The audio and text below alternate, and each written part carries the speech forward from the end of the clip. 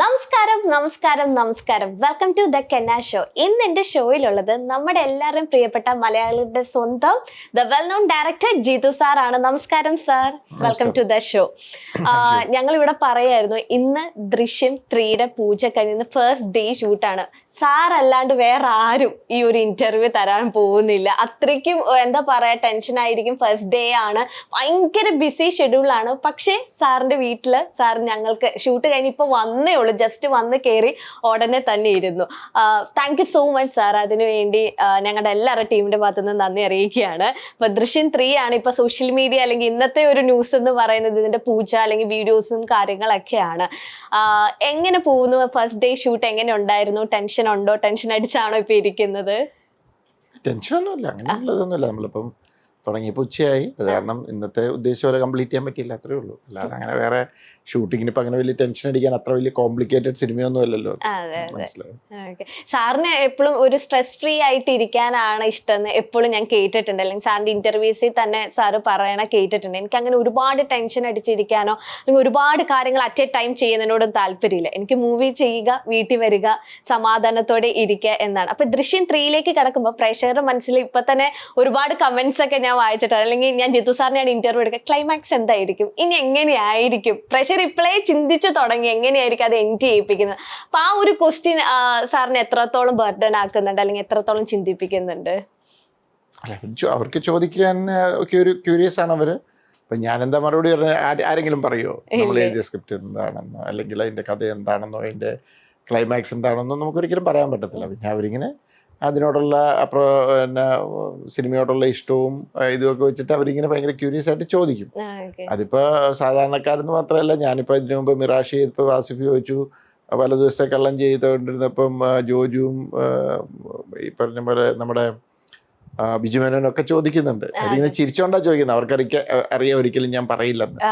എല്ലാരും ക്യൂരിയസ് ആണ്. പക്ഷെ സാറ് തന്നെ പറയട്ടെ, എനിക്ക് ഒട്ടും രഹസ്യം സൂക്ഷിക്കാൻ പറ്റാത്ത ഒരാളാണ്. ഈ രഹസ്യമൊക്കെ സൂക്ഷിക്കും. അപ്പം ഇപ്പൊ ലാലേട്ടനും സാറിനും മാത്രമായിരുന്നു ഇതിന്റെ ക്ലൈമാക്സ് എന്താന്ന് അറിയുള്ളായിരുന്നു. ആന്റണി സാറിന് പോലും അറിയില്ല എന്ന് സാർ ഒരു ഇന്റർവ്യൂ പറയണം ഞാൻ കേട്ടിട്ടുണ്ട്. അതങ്ങനെയല്ല, ക്ലൈമാക്സ് എന്താന്ന് അറിയില്ല എന്നല്ല, ഞാനത് ദൃശ്യം 2ന്റെ ഇവിടെ വീട്ടിൽ വെച്ചിട്ടാണ് ഒരു കണ്ടത്. അപ്പം അത് കഴിഞ്ഞപ്പം ലാൽ സാറ് ഞാനിവിടെ ഡിന്നർ കഴിച്ചിട്ട് പുറത്ത് നിന്നപ്പോൾ എന്നോട് ഇങ്ങനെ ചോദിച്ചു, 3 ഉണ്ടെങ്കിൽ 3ന്റെ സാധ്യതയുണ്ടോ എന്നൊക്കെ ഇങ്ങനെ ചോദിച്ചപ്പോൾ ഞാൻ പറഞ്ഞു എനിക്കറിയില്ല സാർ, 3 ഉണ്ടെങ്കിൽ അതിൻ്റെ ഇങ്ങനെയൊക്കെ ആയിരിക്കണം, അത് എൻഡ് ചെയ്യണം എന്ന് ഞാൻ ആഗ്രഹിക്കുന്നു എന്ന് പറഞ്ഞപ്പോൾ സാർ അത് കൊള്ളാമല്ലോ എന്ന് പറഞ്ഞു. അപ്പം ഞങ്ങൾ രണ്ടുപേരും അവിടെ ഉണ്ടായിരുന്നുള്ളൂ, അതുകൊണ്ടാണ്. ഓക്കെ. ഇപ്പൊ മിറാഷിലേക്ക് വരുവാണെങ്കിൽ ഏറ്റവും കൂടുതൽ പ്രേക്ഷകർ പറയുന്നത് ട്വിസ്റ്റുകളോട് ട്വിസ്റ്റ് ആണ് എന്നാണ്.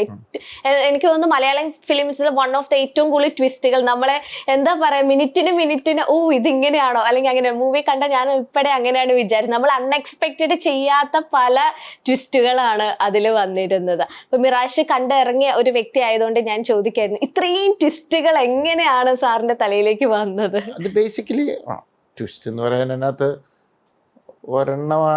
ഒന്നോ രണ്ടോ ആണ് അതിനകത്ത് ട്വിസ്റ്റ് എന്ന് പറയുന്നത്. പിന്നെ അങ്ങോട്ട് വരുന്നത് എല്ലാം നമ്മൾ ബേസിക്കലി ആ സിനിമയുടെ പേര് തന്നെ അതല്ലേ, നമ്മളിങ്ങനെ ഒരു സംഭവം അന്ന് പ്രതീക്ഷിച്ച് ചെല്ലുമ്പോൾ അത് മാറിക്കൊണ്ടിരിക്കും. ബേസിക്കലി അതാണ് അത്. അപ്പൊ എല്ലാരും പറഞ്ഞു, ചിലർ ഇപ്പൊ പല തരത്തിലുള്ള ഓഡിയൻസ് ഉണ്ട്. ഇപ്പം ചിലർ ഭയങ്കരമായിട്ടും ഇപ്പം പ്രത്യേകിച്ച് ഞാൻ എൻ്റെ സിനിമയാകുമ്പോൾ അവരിങ്ങനെ ട്വിസ്റ്റ് ഉണ്ടാകും, അതുകൊണ്ട് എങ്ങനെയായിരിക്കും ഇങ്ങനെയായിരിക്കും അവർ അങ്ങനെയൊക്കെ ചിന്തിക്കും. പിന്നെ ചിലരുടെ ഒരു IQ ലെവൽ വേറെ ആയിരിക്കാം, അപ്പോൾ അവർക്ക് ചിലപ്പോൾ പെട്ടെന്ന് കിട്ടും, പിന്നെ ചിലർക്ക് കിട്ടത്തില്ല. ഇപ്പം ഞാൻ ആ സിനിമ ഇറങ്ങി ഫസ്റ്റ് ഡേ കഴിഞ്ഞ് കഴിഞ്ഞപ്പോഴത്തേക്ക് ഒരാൾ വിളിച്ചിട്ട് പറഞ്ഞു, ഒയ്യോ ഇന്റർവെൽ ബ്ലോക്ക് ഞെട്ടിപ്പോയെന്ന് പറഞ്ഞു. എന്നാൽ ചിലർക്ക് ഇന്റർവെൽ ബ്ലോക്ക് പറഞ്ഞു ഞങ്ങൾക്ക് മനസ്സിലായിരുന്നു എന്ന് പറഞ്ഞു. അത് ഓരോരുത്തരുടെ ഇതിലാണ്. പക്ഷെ എല്ലാവരും പറയുന്നൊരു കാര്യം, മജോറിറ്റിയും ഒരേ സ്വരത്തിൽ പറഞ്ഞ കാര്യം, വെരി എൻഡ് അത് ഞെട്ടിപ്പോയി. കാരണം എന്നോട് അത്രയും എന്താ പറയുക ഒരു ഷോക്കിംഗ് ആയിട്ട് അവർ സംസാരിച്ചിട്ടുണ്ട്. പക്ഷെ ചില റിവ്യൂസിനെ സംബന്ധിച്ചിടത്തോളം അതിന് അഭിപ്രായ വ്യത്യാസമുണ്ട്, അവർക്കത് ഉൾക്കൊള്ളാനായില്ല. പിന്നെ വേറൊരാൾ എഴുതി, ചേട്ടാ ഇച്ചിരി കൺഫ്യൂസിങ്, അത് മനസ്സിലാകാനൊരു പ്രശ്നമുണ്ട്. അപ്പം പല തരത്തിലുള്ള ഫീഡ്ബാക്സ് ആണ് വരുന്നത്. പക്ഷെ അപ്പോഴും എല്ലാവരും പറയുന്നുണ്ട് അതിൻ്റെ ഒരു എൻഡിങ്ങിനെ കുറിച്ചും, അതിനകത്ത് ആസിഫിന്റെ ക്യാരക്ടർ ആസിഫ് ചെയ്യാൻ, ബിക്കോസ് അതൊരു ഭയങ്കര ഒരു ബോൾഡ് ഡിസിഷനാണ്. അപ്പം തീർച്ചയായിട്ടും ആ സിനിമയുടെ ഒരു എന്താ പറയാ അതിന്റെ ഒരു ബാക്ക് ബോൺ എന്ന് പറയുന്നത് ആ എൻഡിലെ ആ ക്ലൈമാക്സ് ആണ്. മനസ്സിലായി? അതുവരെ അതൊരു ട്രാവലിംഗ് ആണ്. അതിനകത്ത് പലർക്കും അത് കിട്ടി ഇത് കിട്ടി അഭിപ്രായ വ്യത്യാസം ഒക്കെ ഉണ്ടാകുമായിരിക്കും. പക്ഷെ ഞാൻ എന്നെ സർപ്രൈസ് ചെയ്ത കാര്യം, ആക്ച്വലി അത് നല്ല സ്പീഡിൽ പോകുന്ന സിനിമയായിരുന്നു. ചിലർക്ക് അവിടെ ചില ലാഗ് ഫീൽ ചെയ്തു. ഞാനത് ഇതിലും കൂടുതൽ എങ്ങനെയാ സ്പീഡിൽ പോകുന്നത്, അത് ഓരോരുത്തരുടെ കാഴ്ചപ്പാടായിരിക്കാം. അല്ല ഇപ്പൊ സാറ് കുറച്ച് ലാഗൊക്കെ ഇഷ്ടപ്പെടുന്ന വ്യക്തിയാണ്. ഞാൻ ഇഷ്ടപ്പെടുന്നതെന്ന് പറഞ്ഞാൽ ബേസിക്കലി ലാഗ് എന്ന് പറയുന്നത് ചില ഏരിയയിൽ നമ്മൾ പടം ഇങ്ങനെ പതുക്കെ ഒന്ന് അതിന്റെ പേസ് കുറയ്ക്കും. ആ പേസ് കുറയ്ക്കുമ്പോഴാണ് അവർക്ക് ലാഗ് വരുന്നത്. അതെന്താന്ന് വെച്ച് കഴിഞ്ഞാൽ ഒരേ പേസിൽ അത് സിനിമ കൊണ്ടുവരുന്നത് എന്നുള്ളതുകൊണ്ടാണ്. അതിങ്ങനെ സിക്സ് ആയിട്ട് കൊണ്ടുപോകണം എന്നുള്ളൊരു ഓരോരുത്തർക്കും ഓരോ ചിന്താഗതികളുണ്ടല്ലോ. ഞാൻ അങ്ങനെയാണ് തുടക്കം തൊട്ട് വിശ്വസിച്ച് പോന്നിരുന്നത്, അതുകൊണ്ട് ചെയ്യുന്നു.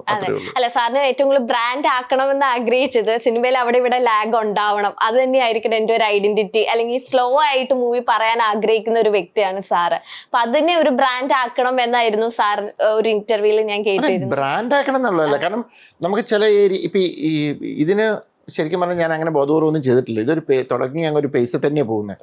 ചില സിനിമകളിൽ ഇപ്പൊ ദൃശ്യം പോലെയുള്ള സിനിമകളിലൊക്കെ ഒരു ഏരിയ ഉണ്ടാവും. കാരണം വെച്ച് കഴിഞ്ഞാല് കുറച്ച് ഇമോഷൻസും കുറച്ച് ആൾക്കാരെ അറ്റാച്ച് ചെയ്യിക്കാൻ, ഓഡിയൻസിലേക്ക് കണക്ട് ചെയ്യിക്കാനൊക്കെ നമുക്ക് കുറച്ച് ടൈം വേണം.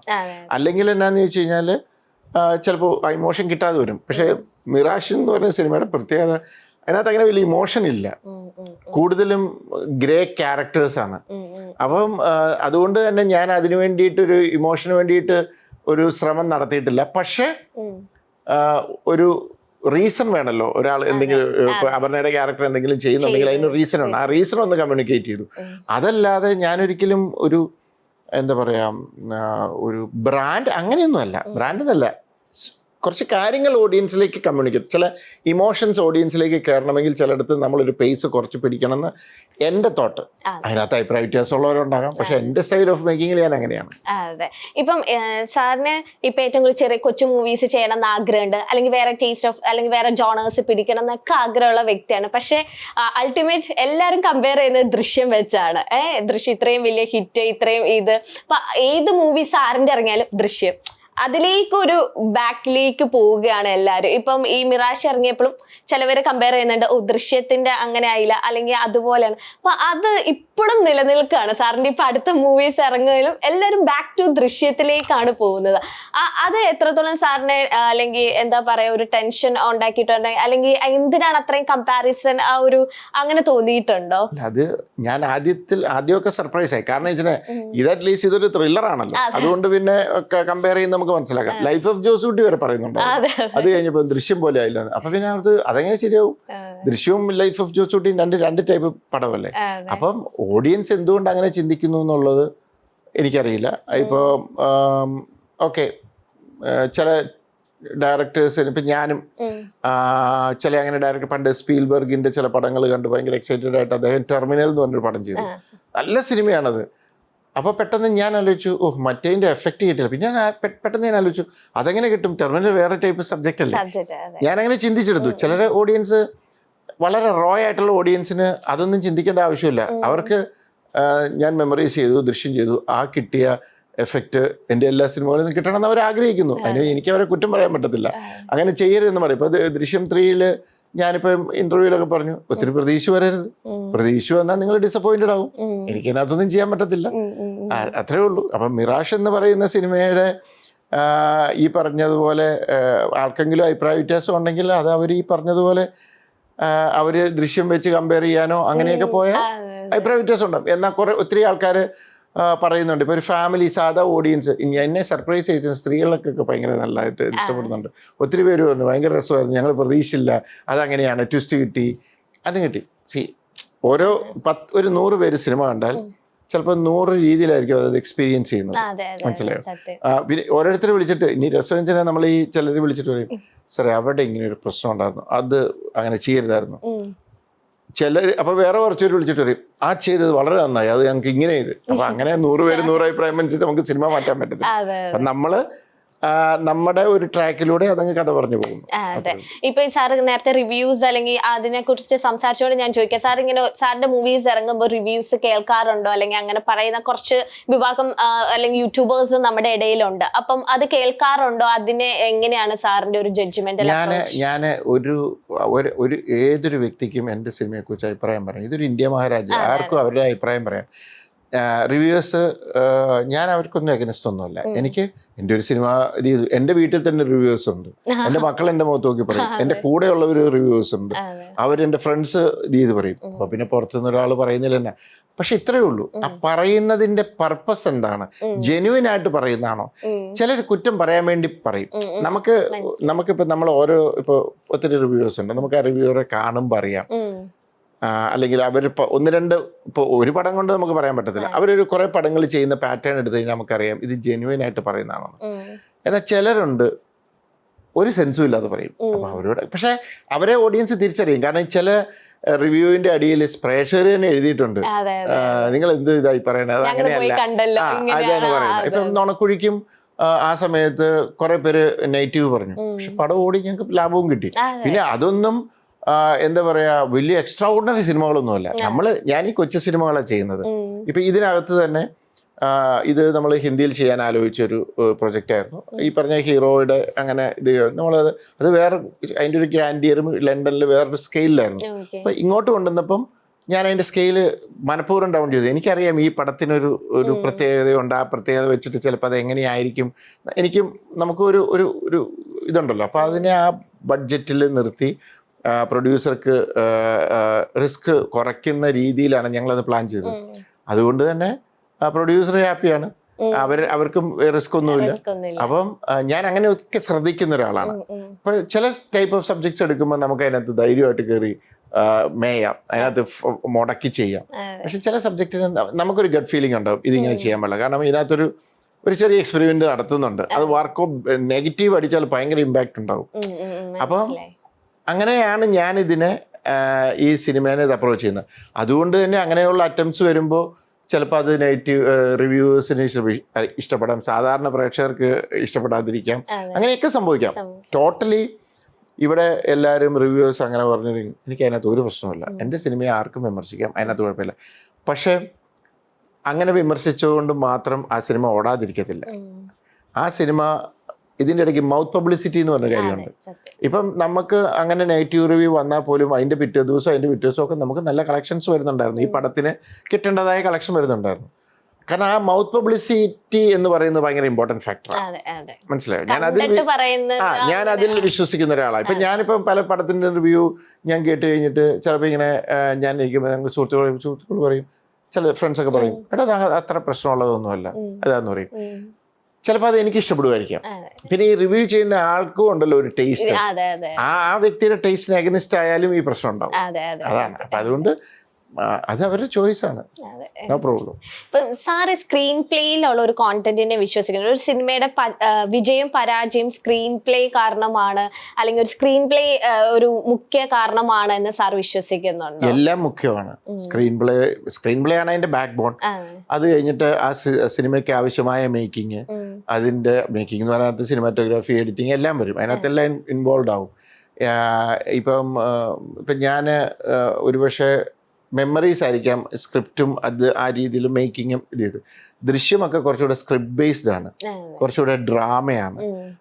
അപ്പോൾ ഞാൻ കൂടുതലും അതിനകത്ത് ഒത്തിരി ഷോട്ടുകൾ വെച്ച് അഭ്യാസം കാണിക്കാതെ ആൾക്കാരുടെ ഇമോഷൻസ് ഇത് ചെയ്യും. ഞാൻ കൂടുതലും ചെയ്യുന്ന സിനിമ ആ കൈൻഡ് ഓഫ് സിനിമയാണ്. അപ്പോൾ ഇതിനകത്ത് ഫൈറ്റും കാര്യങ്ങളും ഒക്കെ നമ്മൾ ചെയ്തെന്ന് വെച്ചാൽ ഇത് വേറൊരു കൈൻഡ് ഓഫ് രീതിയിൽ പോകേണ്ട സിനിമ ആയതുകൊണ്ട് അത് ചെയ്തു. പണ്ട് ഊഴത്തിൽ ഞാൻ അങ്ങനെ ഒരു അറ്റംപ്റ്റ് നടത്തി, വേറൊരു എന്താ പറയുക നരേറ്റീവ് പാറ്റേൺ അതിനകത്ത് ശ്രമിച്ചു. അപ്പം ബേസിക്കലി നമുക്കൊരു സ്ട്രോങ് സോളിഡ് സ്ക്രിപ്റ്റ് വേണം, ഞാൻ അതിൽ വിശ്വസിക്കുന്ന ഒരാളാണ്. അതിൻ്റെ മുകളിൽ ആ സിനിമ എങ്ങനെയാണോ നമ്മൾ കൺസീവ് ചെയ്തിരിക്കുന്നത് അതിന് വേണ്ട രീതിയിലുള്ള മേക്കിങ്ങും വേണം. അതിനകത്ത് എല്ലാവർക്കും അവരുടേതായ ജോലിയുണ്ട്. അതിപ്പോൾ സിനിമാറ്റോഗ്രാഫർ, എഡിറ്റർ, ബാക്ക്ഗ്രൗണ്ട് സ്കോർ എല്ലാവർക്കും അവരുടേതായ ജോലിയുണ്ട്. പിന്നെ ചില സിനിമകൾ നമ്മൾ എത്ര അങ്ങനെ ഒരു ഫോർമുല ഉണ്ട്, നമുക്ക് എല്ലാം അങ്ങനെ ചെയ്യാമെങ്കിൽ ഞാൻ എൻ്റെ എല്ലാ പടം ഹിറ്റാക്കില്ലേ, നമുക്ക് അങ്ങനെ ഒരിക്കലും ചെയ്യാൻ പറ്റത്തില്ല. നമ്മൾ ചില ഒരു ഗട്ട് ഫീലിങ്ങിൽ പോകുന്നു, ചിലയിടത്ത് അത് കറക്റ്റായിട്ടെല്ലാം കൂടെ സെറ്റായി വരും, ചിലപ്പോൾ അത് ചിലത് വർക്കൗട്ട് ആകാതെ വരും. അതെ.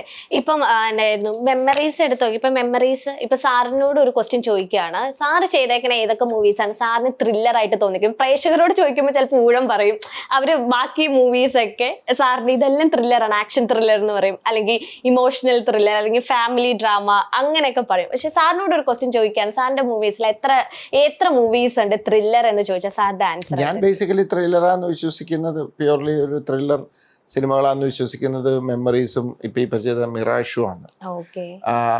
പിന്നെ 12th മാൻ ആക്ച്വലി ത്രില്ലർ അല്ല, അതൊരു മിസ്റ്ററി മൂവിയാണ്. നമ്മുടെ പഴയ അഗതാ ക്രിസ്റ്റിയുടെ ഒക്കെ പോലത്തെ ഒരു ഹൂഡണിറ്റ് എന്നൊക്കെ പറയുന്ന ഒരു മിസ്റ്ററി മൂവിയാണ്.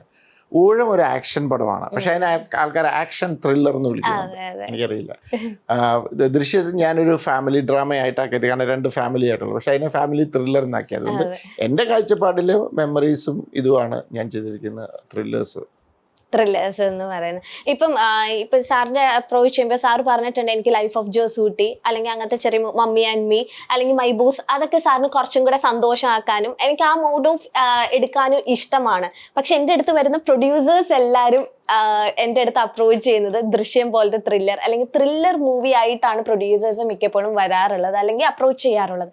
അപ്പൊ അവരെ നിരാശപ്പെടുത്താനും പറ്റില്ല. പക്ഷെ ഞാൻ ഈ ത്രില്ലർ എഴുതി അല്ലെങ്കിൽ ഈ ജോണറിൽ തന്നെ ഈ ലൂപ്പിൽ ഇരുന്നും മടുത്തു. അപ്പം അതിനെങ്ങനെയാണ് സാർ ഓവർകം ചെയ്യുന്നത്? എത്രത്തോളം ഓവർകം ചെയ്തു, എത്രത്തോളം എങ്ങനെ കൺവിൻസ് ചെയ്യാൻ പറ്റിയിട്ടുണ്ടോ? നമ്മൾ വേറെ ടൈപ്പ് ജോണേഴ്സിന് ട്രൈ ചെയ്യും. ഇത് കുറെ കമ്മിറ്റ്മെന്റ്സ് ഉണ്ട്. ഇപ്പൊ ഞാൻ ശരിക്കും പറഞ്ഞാൽ ഇപ്പൊ ഈ പടമൊക്കെ ആ പ്രൊഡ്യൂസ് അതിന്റെ സ്റ്റോറി റൈറ്ററിന്റെ കൂടെ 4 വർഷം ഉണ്ടായിരുന്നു, മനസ്സിലായി. അപ്പൊ അതൊരു 4 വർഷം മുമ്പ് തുടങ്ങിയ ഒരു യാത്രയാണ്, ബോളിവുഡിൽ നിന്ന് തുടങ്ങി അങ്ങനെ വന്നതാണ്. അപ്പോൾ അത് കഴിഞ്ഞിട്ട് നമ്മൾ മലയാളത്തിൽ പുറത്തൊന്നും സ്ക്രിപ്റ്റ് എടുക്കാൻ തുടങ്ങി. അപ്പൊ ഈ കുറെ ലൈനപ്സ് കിടപ്പുണ്ട്. അപ്പൊ എന്നാ വെച്ചാൽ അതിനകത്ത് ഇപ്പൊ ജോസൂട്ട് നുണക്കുഴി വന്നു. അപ്പൊ ഞാൻ അതെന്നാ വെച്ചാൽ എനിക്കതൊരു ജോണർ ഷിഫ്റ്റ് ആയിരുന്നു. അപ്പൊ അതുപോലെയുള്ള ജോണർ ഷിഫ്റ്റുകൾ ഇനി ഇത് ചെയ്യുന്നു. ഇപ്പൊ വലതുവശത്തെ കള്ളന്റെ സ്ക്രിപ്റ്റ് വന്നു, അതും ത്രില്ലർ, അതൊരു ഭയങ്കര ഇമോഷണൽ സിനിമയാണ്. അത് ത്രില്ലറാണ്, ഇമോഷണൽ ത്രില്ലർ, അതും ഒരു ത്രില്ലറാണ് കേട്ടോ, വേണമെങ്കിൽ അതൊരു ത്രില്ലർ സിനിമയാണ്. പക്ഷെ അത് ഇമോഷൻ, അതിനകത്ത് ഒത്തിരി ഇമോഷൻസ് ഉണ്ട്. ഇതേപോലെ ഭയങ്കര ആക്ഷനും ഫൈറ്റും ഇതുമല്ല, അത് വേറൊരു മൂഡാണ്. പിന്നെ വരുന്നത് ഫഹദ് ഫാസിലിന്റെ ഒരു ഇതാണ്, അത് ശരിക്കും ഒരു ബേസ്ഡ് ഓൺ എ ട്രൂ സ്റ്റോറിയാണ്, മനസ്സിലായോ, ഒരു റിയൽ ലൈഫ് സംഭവമാണ്. അപ്പൊ അങ്ങനത്തെ ഇപ്പൊ നമ്മൾ നേര് ചെയ്തു, അത് വേറെ. അപ്പൊ നമുക്ക് അങ്ങനെ ഡിഫറെന്റ് സിനിമകൾ ചെയ്യുമ്പോൾ ഒരു ചേഞ്ച് ആണ്, അല്ലെങ്കിൽ എല്ലാം ഈ ഒരേ രീതിയിലുള്ള ഫീല് വരും.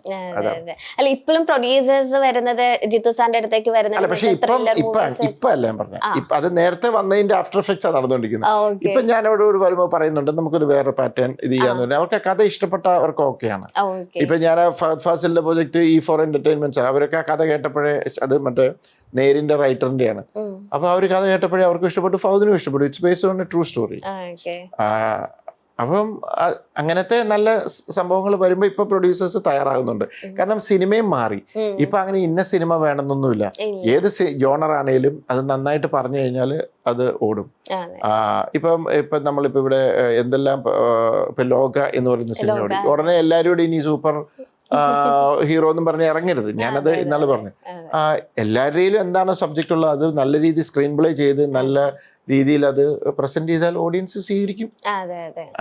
അപ്പം എല്ലാ തരവും അവരുടെ മുന്നിലേക്ക് എല്ലാ ജോണേഴ്സും വേണം. ഇപ്പം ഒരു സമയത്തുണ്ടായിരുന്നു ഹ്യൂമർ തന്നെ, കുറച്ച് കഴിഞ്ഞപ്പോൾ ആൾക്കാർ മടുക്കാൻ തുടങ്ങി. അപ്പൊ അങ്ങനെ വ്യത്യസ്തമായ ജോണേഴ്സ് ശരിക്കും നമുക്ക് പ്രേക്ഷകർക്ക് മുമ്പിൽ കൊടുത്താൽ അവർ തിയേറ്ററിലും കറക്റ്റായിട്ട് വരും, വന്നുകൊണ്ടിരിക്കും. കാരണം ഞാൻ പണ്ട് ഞാൻ എക്സ്പീരിയൻസ് ചെയ്തൊരു കാര്യം, എൻ്റെ ബ്രദറൊക്കെ പറഞ്ഞു, ഞാനും എക്സ്പീരിയൻസ് ചെയ്തിട്ടുള്ള, നമ്മളൊരു സ്ഥിരമായിട്ട് തിയേറ്ററിൽ സിനിമ കാണാൻ പോകുന്നത് എല്ലാ ആഴ്ചയിലും. അപ്പോൾ 1-2 ആഴ്ച അടുപ്പിച്ച് പോയാൽ അടുത്ത ആഴ്ച നമുക്ക് പോകാനുള്ളൊരു ഇതുണ്ടാവും. ഇതിങ്ങനെ പോയിക്കൊണ്ടിരിക്കുമ്പോൾ ഈ തിയേറ്ററിൽ പോയി അവസാനം നമുക്ക് നല്ല പ്രൊഡക്റ്റ് കിട്ടുന്നില്ല, നമ്മളിങ്ങനെ മടുപ്പ് തോന്നി തുടങ്ങി, നമ്മളിതങ്ങ് നിർത്തിക്കഴിഞ്ഞാൽ നമ്മളിപ്പോൾ ഒരു 3-4 ആഴ്ച അല്ലെങ്കിൽ 1 മാസം സിനിമയ്ക്ക് പോയില്ലെന്നോർത്തു, പിന്നെ നമുക്ക് പോയില്ലെങ്കിലും കുഴപ്പമില്ലെന്നാവും. അപ്പൊ ശരിക്കും നല്ല നല്ല സിനിമകൾ തിയേറ്ററിൽ വന്നുകൊണ്ടിരുന്ന ആൾക്കാരെ അട്രാക്ട് ചെയ്ത് അവർ തിയേറ്ററിൽ വന്നാൽ അവർ പിന്നെയും വന്നുകൊണ്ടിരിക്കും. അപ്പൊ അതിനാണ് ഞാൻ ഈ പറഞ്ഞത്, ഇങ്ങനെ ഡിഫറെന്റ് ആയിട്ടുള്ള ജോണേഴ്സ് വരുന്ന, എപ്പോഴും വ്യത്യസ്തമായ സിനിമകൾ കിട്ടിക്കൊണ്ടിരിക്കുന്നതാണ് എപ്പോഴും ഇൻഡസ്ട്രിക്ക് നല്ലത്. അതെ, കാഴ്ചക്കാരായ നമുക്കും അത് തന്നെയാണല്ലോ. നിങ്ങൾക്കും പുതിയ അനുഭവമാണ്. ഒരു പടം കണ്ടു, ഒരു ആക്ഷൻ പടം കണ്ടു, ഇപ്പൊ ലോക പോലെ കണ്ടു, അത് കഴിഞ്ഞിട്ട് നാളെ കഴിയുമ്പോൾ വേറൊരു നല്ലൊരു ഹ്യൂമർ സിനിമ കണ്ടു. അപ്പൊ ആ ചേഞ്ചസ് നിങ്ങൾക്കും ഇഷ്ടപ്പെടും. അതെ, സത്യം. ഇപ്പം സാൻഡി ഇപ്പൊ ഈ ദൃശ്യം എടുത്തു നോക്കുകയാണെങ്കിൽ ഇതൊരു സീരീസ് ആണ് അല്ലെ? ഇങ്ങനെ ദൃശ്യം 1, 2, 3 ഇപ്പൊ എത്തി നിൽക്കണം. ക്യാരക്ടേഴ്സിൽ അതിൽ വ്യത്യാസം വരാൻ പാടില്ല. പിന്നെ കുറെ മേജർ, ഇപ്പൊ ലാലേട്ടൻ അല്ലാതെ വെരി സ്ട്രോങ് പ്ലെയേഴ്സ് ആയിട്ട് നിൽക്കുന്ന അല്ലെങ്കിൽ സ്ട്രോങ് ആക്ടേഴ്സ് വേറെ ആക്ടേഴ്സും ഉണ്ട്. ഇപ്പൊ കൽക്കിയിൽ ഒരു ന്യൂസ് വന്നതാണ്, കൽക്കി 2 ദീപിക പദുക്കോൺ പിന്മാറി, ബഡ്ജറ്റ് എമൗണ്ട് കൂടുതൽ ചോദിച്ച എത്രയോ സ്റ്റാഫുകൾ, എത്രയോ ആൾക്കാർ അതിൽ നിന്ന് പിന്മാറുകയാണ് കൽക്കി 2 അപ്പം അവർക്ക് സംബന്ധിച്ചിടത്തോളം, കാരണം 2 നമ്മളെല്ലാരും കാണുന്ന അല്ലെങ്കിൽ പെർഫോമൻസ് കാത്തിരിക്കുന്ന ഇവരുടെയൊക്കെയാണ്. അപ്പൊ അങ്ങനത്തെ എന്തെങ്കിലും സിറ്റുവേഷൻ ഈ ദൃശ്യം 2, 3 വന്നപ്പോ സാറിന് അങ്ങനെ പേടിയോ അല്ലെങ്കിൽ ഫേസ് ചെയ്തിട്ടുണ്ടോ? ഇല്ല, അങ്ങനെ എനിക്ക് ഒന്നാമത്തെ കാര്യം, എനിക്ക് 2ഉം 3ഉം ഒന്നും ചെയ്യണമെന്ന് നിർബന്ധമൊന്നുമില്ല. ഓക്കെ. 1 കഴിഞ്ഞ് ഞാൻ ഇത് ചെയ്ത് പോയപ്പോ 2ന്റെ ഒരു സാധ്യത ഉണ്ടോ എന്ന് ചോദിച്ചു. അങ്ങനെ ഇവരെല്ലാം പറഞ്ഞ് ആലോചിച്ച് നോക്കിയപ്പോ ഒരു സാധ്യത കിട്ടി. അപ്പം നമ്മൾ അവരോട് പറഞ്ഞപ്പോൾ എല്ലാവരും വന്നു, അഭിനയിച്ചു, ചെയ്തു. അത് കഴിഞ്ഞ് 3ന് സാധ്യതയുണ്ടോ എനിക്കറിയില്ല. ചുമ്മാ ആലോചിച്ചപ്പോൾ 3 കിട്ടി. അപ്പോൾ എല്ലാവരോടും ഒരു സ്ക്രിപ്റ്റ് ഒക്കെ എഴുതി നമ്മളിങ്ങനെ ഒരു 3 ഉണ്ടെന്ന് പറഞ്ഞു. എല്ലാവരും വളരെ സന്തോഷമായിട്ട് വന്ന് ചെയ്യുന്നു. അപ്പം അതിനകത്തൊരു മെയിനായിട്ടുള്ള ഒരു ആക്ടറോ ആരെങ്കിലും ഇതേപോലെ എന്തെങ്കിലും കഴിച്ച് പിന്മാറിയ ഓക്കെ, ചെയ്യണ്ടെന്ന് നോക്കി, അത്രയേ ഉള്ളൂ. അല്ല ഞാൻ എന്ത് ചെയ്യാൻ, അല്ലാതെ നമ്മളങ്ങനെ ഡെസ്പറേറ്റ് ഒന്നും അല്ല. മനസ്സിലായോ? നമുക്ക് അതാ ഞാൻ പറഞ്ഞത്, പൈസയ്ക്ക് വേണ്ടിയിട്ടും ഇതിനായിട്ടും ഞാൻ ഈ സിനിമ ചെയ്യുന്നില്ല. ഇതും ഇപ്പോൾ ആൾക്കാർ ഇപ്പം ഇന്ന് രാവിലെ ഞാനത് തന്നെയാണ് പറഞ്ഞത്. ഫസ്റ്റ് കഴിഞ്ഞു, സെക്കൻഡ് വന്നു, സെക്കൻഡിൻ്റെ സ്ക്രിപ്റ്റിങ് ഇത് കഴിഞ്ഞു. അപ്പോൾ ചിലരൊക്കെ അടിയിൽ വരുന്നുണ്ട്, 3rd സെക്കൻഡിനെ വെല്ലുന്ന സ്ക്രിപ്റ്റ് ആയിരിക്കണം, അങ്ങനെ ആയിരിക്കണം. ഞാൻ പറഞ്ഞു അങ്ങനെ എനിക്ക് പ്ലാനില്ല. അങ്ങനെ ഒരു സ്ക്രിപ്റ്റിങ്ങിന് വേണ്ടിയിട്ട് അല്ല എക്സ്ട്രാ ഓർഡിനറി സ്ക്രിപ്റ്റ് ഞാൻ ഇതിലൂടെ ചെയ്യാനായിട്ടല്ല. ഞാൻ ജോർജ് കുട്ടിയുടെ ജീവിതത്തിൽ ഇനി എന്താണ് 4 വർഷത്തിനുള്ളിൽ എന്തെല്ലാം സംഭവിക്കാം, നമ്മുടെ ഒരു ഇമാജിനേഷൻ, അതിനകത്തൂടെ നമ്മൾ ട്രാവൽ ചെയ്യുമ്പോൾ എന്തെല്ലാം സാധ്യതകളുണ്ട്, അത് ആൾക്കാരെ എങ്ങനെ അവരിലേക്ക് ഒരു ഇമോഷൻ ബേസോ വേറെ ഏതെങ്കിലും രീതിയിൽ ആൾക്കാരെ അതിനകത്തേക്ക് എന്താ പറയുക ആ ലോകത്തേക്ക് വീണ്ടും കൊണ്ടുവരാം എന്നാലോചിച്ച് ഞാനൊരു അതിന് വേണ്ട സ്ക്രിപ്റ്റ് ചെയ്യുന്നു. ആ ഒരു സിനിമയാണ് 3rd ആയിട്ട് വരുന്നത്. അല്ലാതെ ഓവറായിട്ട് മറ്റേതിൻ്റെ മുകളിലാന്നൊക്കെ പ്രതീക്ഷ വന്നാൽ നിരാശപ്പെടുകയോ നിവൃത്തിയുള്ളൂ, വേറെ ഒന്നും ചെയ്യാനില്ല. ഞാനത് സത്യസന്ധമായിട്ട് പറയുവാണ്. ഇപ്പം മിറാഷ് ഇറങ്ങിയപ്പോഴും ഞാൻ തുടക്കത്തിലെ ഒരു കാര്യം പറഞ്ഞു, ഇതൊരു ഇമോഷണൽ സിനിമയേ അല്ല, ഇമോഷനൊന്നും ഇതിനകത്തില്ല, ഒരു ഇവന്റ്ഫുൾ സിനിമയാണ്, കുറെ സംഭവങ്ങൾ നടക്കുന്നുണ്ട്. ആ ഒരു പാറ്റേണിലെ സിനിമയാണെന്ന് തന്നെയാണ് ഞാൻ അവരോട് പറയുന്നത്. മനസ്സിലായോ? നമ്മൾ ഓഡിയൻസിനെ ചീറ്റ് ചെയ്യരുത്, ഇത് ഇങ്ങനത്തെ ഒരു സിനിമയാണ്. അപ്പൊ അതുപോലെ തന്നെയാണ് ഇതും. ദൃശ്യം എന്ന് പറയുന്നത് ഇങ്ങനത്തെ ഒരു സിനിമയായിരിക്കും. അപ്പം അതുകൊണ്ട് തന്നെ ഞാൻ പറഞ്ഞു വന്നത്, എനിക്കിങ്ങനെ സെക്കൻഡ് കഴിഞ്ഞാൽ 3rd ചെയ്യണം, 3rd കഴിഞ്ഞാൽ 4th ഒന്നുമില്ല. എന്തെങ്കിലും സാധ്യത ഉണ്ടെങ്കിൽ ഞാൻ അതിന് സാധ്യത നോക്കും. അപ്പൊ അതിനകത്ത് ഒരാൾ പറയാണ് സോറി എനിക്ക് ഇതിനകത്ത് താല്പര്യം, ഓക്കെ വിട്ടേക്കാം, that's it. I am not desperate. Okay, ഒരു ഫണ്ണായിട്ട് എടുത്താച്ചാൽ മതി. ഇപ്പൊ സാറിന് ഈ ദൃശ്യം 3 ഒരു പ്രധാന ക്യാരക്ടർ 1, 2, 3 ലാലേട്ടനല്ല, ഒരു പ്രധാന ക്യാരക്ടർ ഇപ്പൊ പിന്മാറുകയാണ് അല്ലെങ്കിൽ എത്തിച്ചേരാനോ അങ്ങനെ പറ്റില്ലെങ്കിൽ ഇത് ഈ ഒരു പ്രൊജക്ട് മുന്നോട്ടേക്ക് കൊണ്ടുപോകത്തില്ല. അപ്പൊ എങ്ങനെ കൊണ്ടുപോകും? കൺവിൻസ് ചെയ്യിപ്പിക്കാൻ അങ്ങനെ അല്ല, കൺവിൻസ് ചെയ്യിപ്പിക്കാൻ പ്രൊഡ്യൂസർ സൈഡ് എന്താണ് അവരുടെ പ്രശ്നം എന്നുള്ളതാണ് പ്രോബ്ലം. പൈസയാണെങ്കിൽ അത് പ്രൊഡ്യൂസറെ സംസാരിക്കേണ്ടത്. ഇപ്പൊ പ്രൊഡ്യൂസർ പറയാണ് സാറില്ല ജിത്തു ഞാനത് കൊടുത്തിട്ടാണെങ്കിലും വിളിക്കുന്നു, ഓക്കെ ഫൈൻ. ഇപ്പൊ നമുക്ക് ഒരിക്കലും പറ്റിയാലാത്തൊരു ഇതൊക്കെയാ പറയുന്നെങ്കിൽ നമ്മൾ എന്ത് ചെയ്യും? ഒന്നും ചെയ്യാൻ പറ്റത്തില്ല. അതിലങ്ങനെ സാറിന് ഒരിക്കലും അങ്ങനെ ഒരു കാര്യം കിട്ടില്ല, ഒരെണ്ണം ചെയ്തില്ല, അങ്ങനെ സങ്കടപ്പെട്ട് അങ്ങനെ നിരാശപ്പെട്ടിരിക്കുന്ന വ്യക്തിയല്ല അല്ലെ? അങ്ങനെ എനിക്ക് തോന്നിയിട്ടുണ്ട് പലപ്പോഴും. അതിന്റെ കാര്യം ഞാൻ പറയാം. അതിന്റെ മെയിൻ ആയിട്ടുള്ളൊരു കാര്യം, ഞാൻ ജനിച്ച് വളർന്ന നാട്ടുമ്പുറത്ത് അത്യാവശ്യം എന്താ പറയുക സൗകര്യങ്ങളുള്ളൊരു വീട്ടിലാണ്. എന്നിൽ പോലും എൻ്റെ ഫാദറും എൻ്റെ പേരൻസൊക്കെ എന്നെ പഠിപ്പിച്ചിട്ട് കണ്ടില്ല, ലൈഫിൽ ഏറ്റവും ഇമ്പോർട്ടൻ്റ് ആയിട്ടുള്ള കാര്യം ഹെൽത്ത് എന്ന് പറയുന്ന സാധനമാണ്. പണമോ പ്രശസ്തിയോ ബാക്കിയെല്ലാം സെക്കൻഡറിയാണ്. അങ്ങനെ നോക്കുമ്പോൾ ഞാൻ ജനിച്ച നിമിഷം തൊട്ട് ഭാഗ്യവാനായ ഒരു മനുഷ്യനാണ് ഇന്ന് വരെ, ഈ നിമിഷം വരെ. ബാക്കിയെല്ലാം എനിക്ക് സെക്കൻഡറിയാണ്. നമുക്ക് ആരോഗ്യമുള്ളിടത്തോളം കാലം നമുക്ക് വേറെ ഒന്നിനെക്കുറിച്ചും ചെയ്യണ്ട. ബാക്കി എല്ലാ പ്രശ്നങ്ങൾക്കും നമുക്ക് സൊല്യൂഷനുണ്ട്. ഒരു സിനിമ നടന്നില്ല, വേറെ സിനിമ ആലോചിക്കുക. അല്ലെങ്കിൽ വേറൊരു ബിസിനസ്സിൽ തകർച്ച പറ്റി, കുറച്ച് പൈസ പോയി, പൊക്കോട്ടെ. അധ്വാനിക്കാൻ തയ്യാറാണെങ്കിൽ നമുക്ക് എവിടുന്നെങ്കിലുമൊക്കെ എങ്ങനെയെങ്കിലുമൊക്കെ പൈസ ഉണ്ടാക്കാൻ പറ്റും. പിന്നെ ഞാനൊരു ഇന്നൊരു ലൈഫ് സ്റ്റൈൽ മെയിൻറ്റെയിൻ ചെയ്ത് ജീവിക്കണം എന്ന് എനിക്ക് ഒരു നിർബന്ധമില്ല. പണ്ട് ഇതുപോലെ എന്തോ ഒരു ഇൻസിഡൻറ്റ് ഉണ്ടായി സിനിമ സംബന്ധിച്ച് വന്നപ്പോൾ ഞാൻ പറഞ്ഞു എനിക്ക് സ്ഥലമുണ്ട്, ഞാനവിടെ കൃഷി ചെയ്തിട്ടാണെങ്കിലും ജീവിച്ചോളാം. എനിക്ക് ഐ എം ഹാപ്പിയാണ് ആ കാര്യത്തിലൊക്കെ. ഇതിന് മുകളിലേക്ക് കിട്ടുന്ന എല്ലാം ബോണസാണ്. അതുകൊണ്ട് ഞാനെപ്പോഴും എന്നെയും എൻ്റെ പിള്ളേരോട് ഞാൻ പറഞ്ഞിട്ടുണ്ട്, അവരോട് ഞാൻ പറഞ്ഞിട്ടുണ്ട്, നിങ്ങൾ വലിയ I don't want you to be rich, I don't want you to be famous, I want you to be happy in life. ഞാൻ സന്തോഷമായിട്ട് ജീവിക്കാൻ ആഗ്രഹിക്കുന്നത്, എൻ്റെ സന്തോഷങ്ങൾ. പക്ഷെ എൻ്റെ സന്തോഷത്തിന് വേണ്ടി എന്തെങ്കിലും ചെയ്യുന്നത് മറ്റുള്ളവർ വേദനിപ്പിക്കാൻ പാടില്ല. എൻ്റെ പോളിസി അതാണ്. ഇപ്പം നാളെ ഒരു സിനിമ വന്നു, വലിയ പ്രൊജക്റ്റാണ്, ഇങ്ങോട്ട് വന്നു, ലാസ്റ്റ് മിനിറ്റ് വേറെ എന്തെങ്കിലും കാര്യത്തിൽ നടന്നില്ല, ഓക്കെ ഫൈൻ. ഞാൻ എൻ്റെ തുടക്ക സമയത്ത് അതൊക്കെ സംഭവിച്ചിട്ടുണ്ട്. അപ്പം ഇച്ചിരി സങ്കടം തോന്നും, അത് വിട്ടു, നമ്മൾ മൂവ് ഓൺ ചെയ്യുന്നു. അതാണ് എൻ്റെ പോളിസി. അപ്പം ആരോഗ്യമാണ് എന്നെ സംബന്ധിച്ചിടത്തോളം പ്രകാരം ഏറ്റവും ഇമ്പോർട്ടൻ്റ് ആയിട്ടുള്ള കാര്യം. എനിക്ക് ആരോഗ്യം ഉള്ളിടത്തോളം കാലം I M A happy person. ബാക്കി എല്ലാ പ്രോബ്ലവും സോൾവബിളാണ്, ആയിക്കോട്ടെ, ദാറ്റ്സ് ഇറ്റ്. അതുകൊണ്ട് തന്നെയാണ് ആരെങ്കിലുമൊക്കെ എന്തെങ്കിലുമൊക്കെ ഈ ക്രിട്ടിസൈസ് അത് പറയുമ്പോൾ ഞാൻ I'm not bothered. Okay, ഇപ്പൊ ചിലർ വന്നിട്ട് പറഞ്ഞു നിങ്ങൾ ഒരു ഓവർ റേറ്റഡ് ഡയറക്ടർ ആണ്, എനിക്ക് ഇത്രയേ ഉള്ളൂ കഴിവ്, എനിക്ക് ഇത്രയൊക്കെ പറ്റുള്ളൂ. ഒരിക്കൽ ഒരു പയ്യൻ വന്നിട്ട് ചേട്ടാ ഇങ്ങനത്തെ തുടങ്ങി, പിന്നെ മോനെ ഭാര്യ മക്കളോളം എങ്ങനെയെങ്കിലുമൊക്കെ ജീവിച്ചു പോകണം, അതിന് വേണ്ടിയിട്ടാണ്. അല്ല ഞാൻ അവരോട് എന്ത് പറയാനാ, നമ്മൾ അതിനൊന്നും എക്സ്പ്ലനേഷൻ കൊടുക്കാൻ പോയിട്ട് കാര്യമില്ല. മനസ്സിലായോ? അതെ, അതുകൊണ്ടാന്ന് തോന്നുന്നു സാറിനെ ഞാൻ എപ്പോഴും ഓവർ എക്സൈറ്റഡ് ആയിട്ട് കണ്ടിട്ടില്ല. കാരണം ദൃശ്യം ഇത്രയും ഹിറ്റായി, ഡിഫറെന്റ് ലാംഗ്വേജ്, എനിക്കൊന്ന് ചൈനയിൽ വരെ ഇത് റീമേക്ക് ചെയ്തപ്പോഴും, അല്ലെങ്കിൽ ഹിന്ദി, തമിഴ്, കന്നഡ അല്ലെ, തെലുങ്കുവിലേക്കൊക്കെ പോയപ്പോഴും സാറിന്റെ ആ ഒരു എക്സൈറ്റ്മെന്റ് എന്താ പറയുക, ഒരു ക്ലാസിക് ഹിറ്റ് ആയിട്ട് മാറിയ ഒരു സംഭവമാണ് ദൃശ്യം. പക്ഷെ എപ്പോഴും സാർ ഒരേ ലെവലിലാണ്. ഓക്കെ വിജയിച്ചു, ഓക്കെ, ആ ഒരു ചിരി ഏത് മൂവീസിന്റെ ഇതിൽ വന്നാലും സാറ് ഒരു ഓവർ എക്സൈറ്റഡ് പേഴ്സൺ ആയിട്ട് എനിക്ക് തോന്നിയിട്ടില്ല. അങ്ങനെയാണോ പൊതുവെ? എന്ത് കണ്ടിട്ടാണ് എക്സൈറ്റഡ് ആകുന്നത്? ഇപ്പൊ ഞാൻ ചോദിച്ചു, ദൃശ്യം എന്ന് പറയുന്ന പടം ഓടി, അത് എൻ്റെ മാത്രം കഴിവല്ല. അത് നമ്മൾ ആദ്യം തന്നെ അത് എഴുതാനിരിക്കുമ്പോൾ, നമുക്ക് ഏത് സിനിമയോ ദൃശ്യമോ മെമ്മറീസോ ഇത് എഴുതാനിരിക്കുമ്പോൾ നമുക്കൊരു ദൈവാനുഗ്രഹം പോലെ നമുക്ക് നല്ല ചിന്തകൾ വരണം. പിന്നെ അതിനകത്ത് അഭിനയിക്കുന്നവർ നന്നായിട്ട് അഭിനയിക്കണം, അതിൻ്റെ കൂടെ സഹകരിക്കുന്നവർ നന്നായിട്ട് സഹകരിക്കണം, അല്ലെങ്കിൽ ആത്മാർത്ഥമായിട്ട് പണിയെടുക്കണം. അതിൻ്റെ റിസൾട്ട് കിട്ടും. ആ റിസൾട്ടിനകത്ത് ഞാൻ തന്നെത്താൻ ഇവിടെ കിടന്നുകൊണ്ട് അഹങ്കരിച്ചിട്ട് എന്നാ കാര്യം? കാരണം നമ്മളെ സംബന്ധിച്ചിടത്തോളം, എന്നെ സംബന്ധിച്ചിടത്തോളം സിനിമ എന്ന് പറയുന്ന ഒരു ടീം വർക്കാണ്. അപ്പം എനിക്ക് മാത്രം അതിൻ്റെ ക്രെഡിറ്റ് എടുക്കാൻ പറ്റത്തില്ല. അതിനകത്ത് ഇറ്റ്സ് കൂട്ടായ ഇതാണ്. അപ്പം ദൃശ്യം ഓടിയിട്ടുണ്ടെങ്കിൽ അതിനകത്ത് അഭിനയിച്ചവർക്കും ക്രെഡിറ്റ് ഉണ്ട്, എൻ്റെ കൂടെ വർക്ക് ചെയ്ത ടെക്നീഷ്യൻസിന് ക്രെഡിറ്റ് ഉണ്ട്, പിന്നെ ആ പടം അതുപോലെ സ്വീകരിച്ച് അതിൻ്റെ കൂടെ നിന്ന് പ്രേക്ഷകർക്കും അതിൻ്റെ ക്രെഡിറ്റ് ഉണ്ട്.